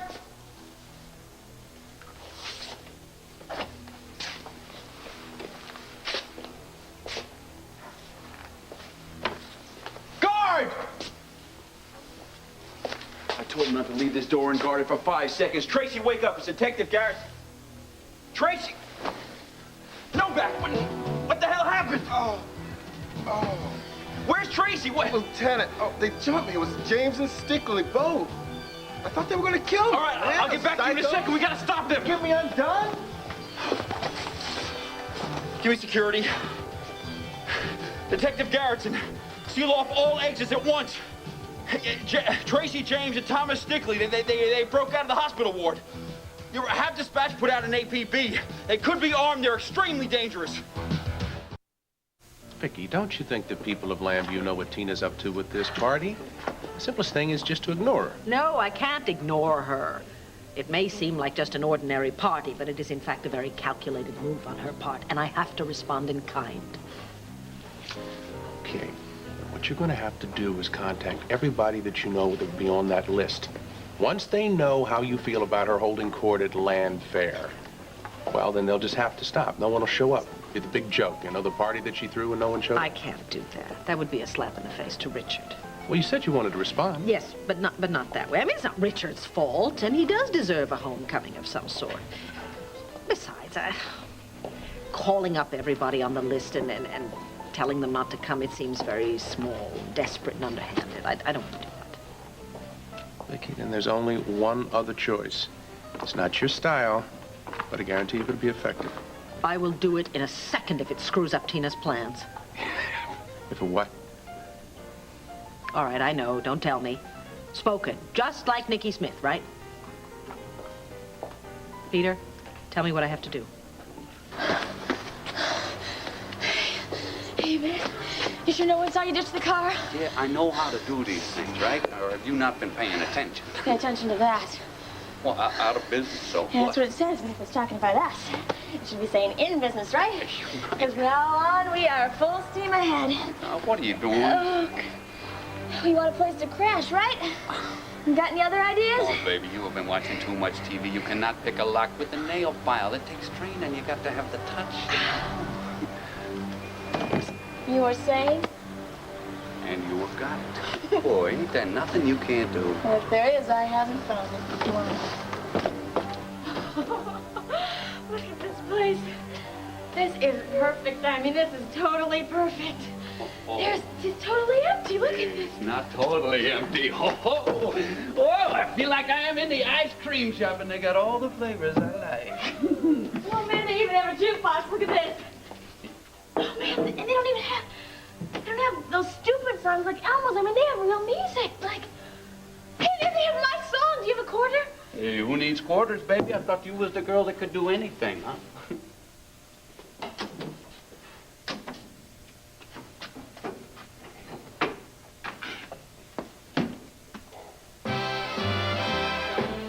Oh, yeah, I remember. Oh, yeah, I always liked this song. I love this song. Well, here you go, Miss Minx. A little something in honor of our busting out of jail. Here's looking at you, looking at me, kid. All day through. Oh, I could listen to this music all night. Yeah, and I could watch you listening to it. Stick, this really is not the place or the time. Oh, come on, baby. What's the matter with it? We got the whole place to ourselves. I mean, it's been such a long time since I have been with a woman. Especially one who likes the finer things in life, like murder and me. Oh, Skip. Now listen, we, Sid, please, we've got to stay down to business, okay? So as soon as we get all the things checked off that list, all those people, then we can settle down to more important things. Yeah, right. List, So this okay? comes first. All right. All right, who are we gonna knock off first?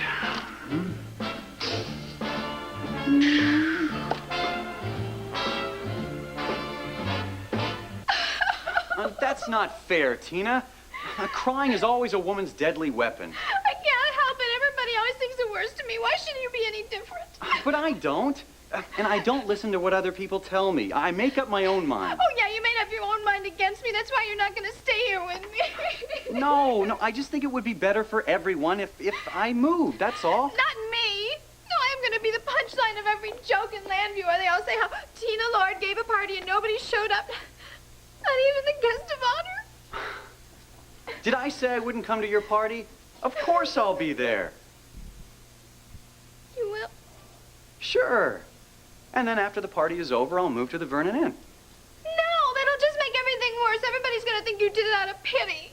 Tina, I don't pity you. And you know why they say all these terrible things about me? Do you know why? Because they resent me. They resent the fact that I'm a lord. They hate me, and now I know you do, too. I don't hate you. Tina, please.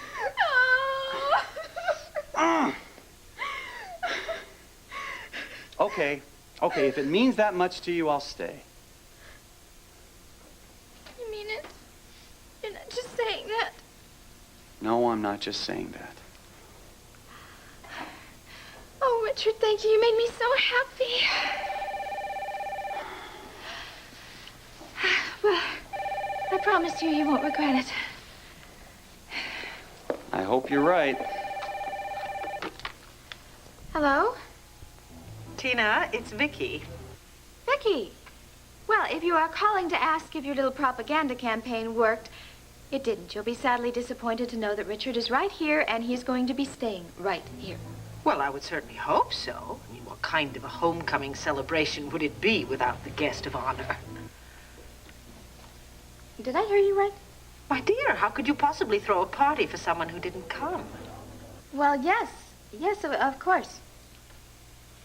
It was very thoughtful of you to invite us. Well, I'm so glad you feel that way, Vicky. That's what I thought. I thought it would be thoughtful. And I wanted to tell you that on behalf of Clint, Asa, and myself, we look forward to joining your celebration at Landfair. It's quite a performance. I thought those words were going to stick in my throat. But I must say that that is one other thing that Nikki bequeathed me. The ability to lie as well as Tina. Vicky coming to your party? Yes, that's what she says. Well, a smile. I thought you said you were going to stay until tomorrow. Well, I figured wipe along the agony. Could have had another night together. Connie, it's Baltimore. You know, it's not that far away. I know exactly where Baltimore is. I've checked it on the map about a dozen times. So why do I feel like I'm losing you all over again? We both know my stay here was never going to be permanent. It was before we found each other again. Yes, something neither one of us planned on, especially me. It was an accident, that's all. An accident? That's all it was to you? An accident? Listen to me. If I didn't feel Jenny's safety was at stake, if I didn't feel you were in danger too, there is nothing that would make me leave you again. Nothing. I don't know whether to laugh or cry. For what it's worth, darling, I think Tina takes the invitation very seriously. Oh, come on, honey. A welcome home party for Richard at Landfair? Sweetheart, that is where Richard is making his home. I know that. He explained that to me when he stopped by earlier. And I told him that where he stays is his business. But this is ludicrous. You remember what happened to the last party Tina tried to throw? Nobody came. Yes, you'd think she'd learned her lesson. Maybe this time when nobody shows up, she'll get the message and pack her bags and get out. Actually, I think this party's going to be different. Well, why should it? Why should it be? None of our friends are going to set foot in Landfair at Tina's invitation. Darling, of course I cannot speak for anyone else, but I, for one, have already accepted. You what? Let me explain. No, there's nothing to explain. Now, either you forget about this party, sweetheart, or just brace yourself, because you and I are just about to have our first real fight in a long, long time.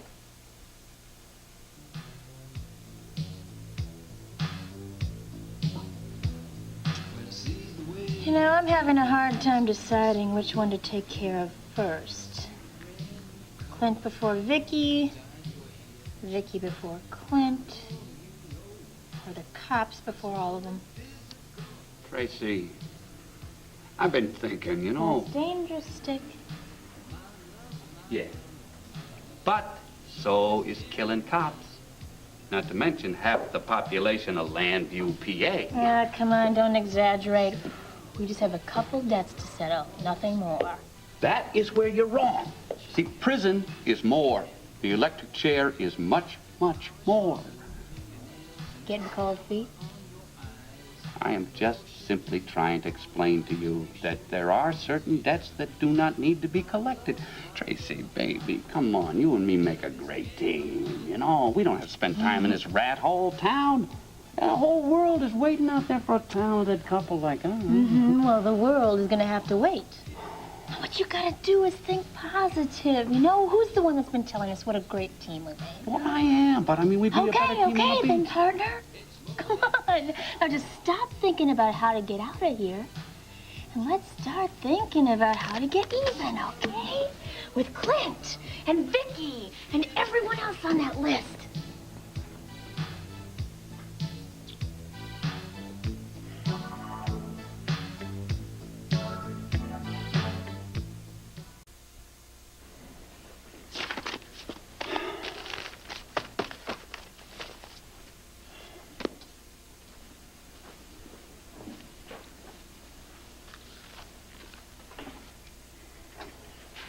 Cassie Coronel is waiting to see you. Wow, that was quick. Well, by all means, Ellen, have her come in. Cassie? Thank you. Cassie, thanks for Hi. coming in on such short notice. I'm Richard Abbott. Nice to meet you, Mr. Abbott. Oh, please, it's Richard.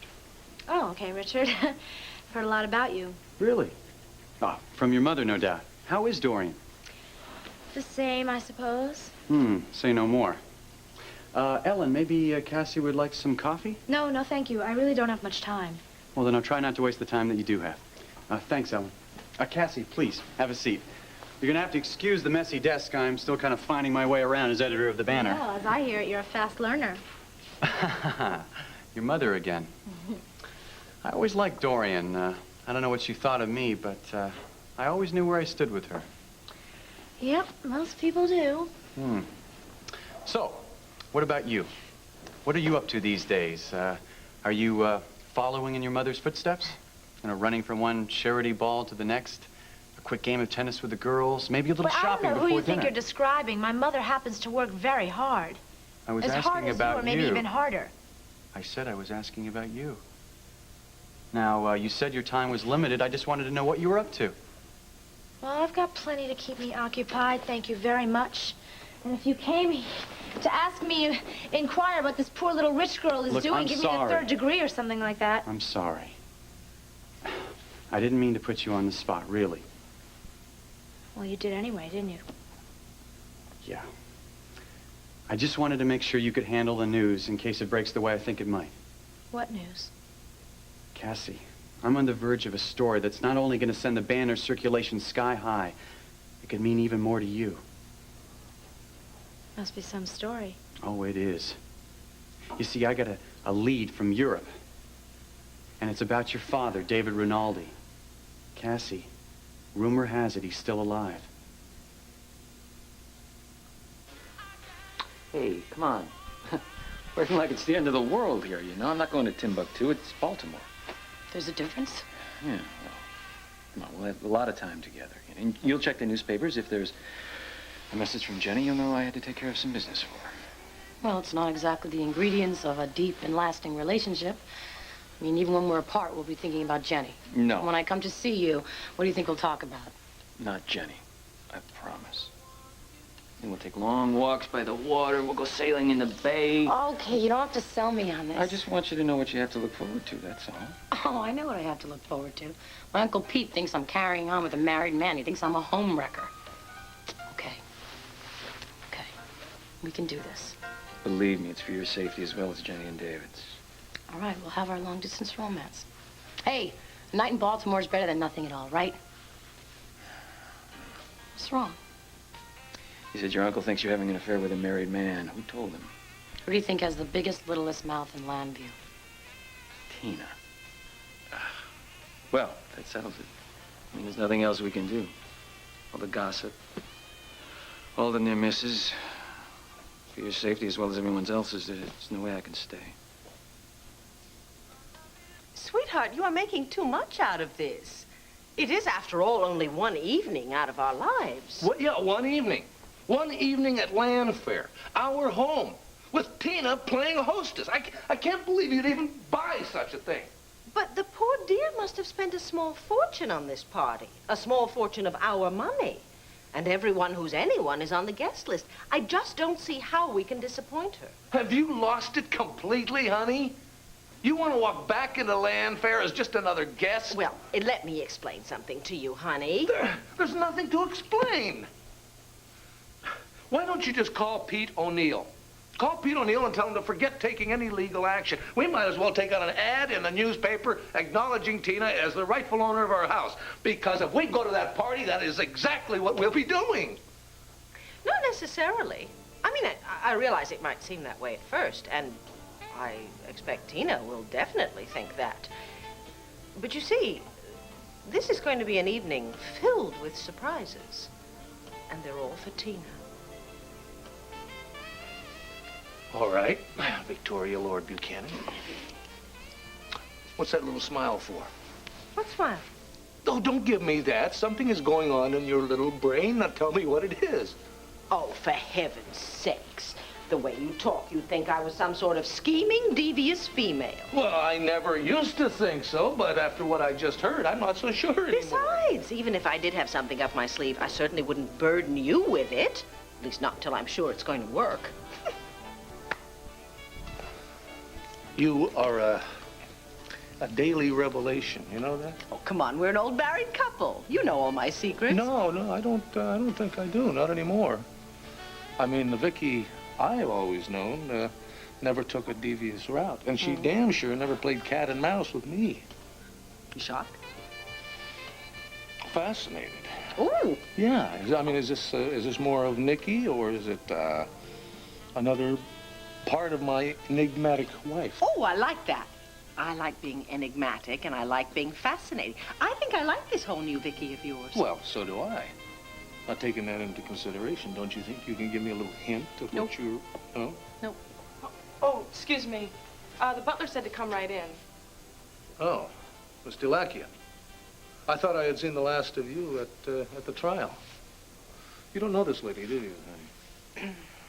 Oh, of course you wouldn't know her. It was her office had you locked up in Mountain View at the same time she was trying to prosecute me for a murder I didn't commit. Look, I don't blame you for feeling the way that you do, but there's something that the two of you should know. Well, I think it's actually a little late for apologies. No, so please, what I'm trying to tell you is that there's been a breakout at the prison hospital and Tracy James has escaped. What?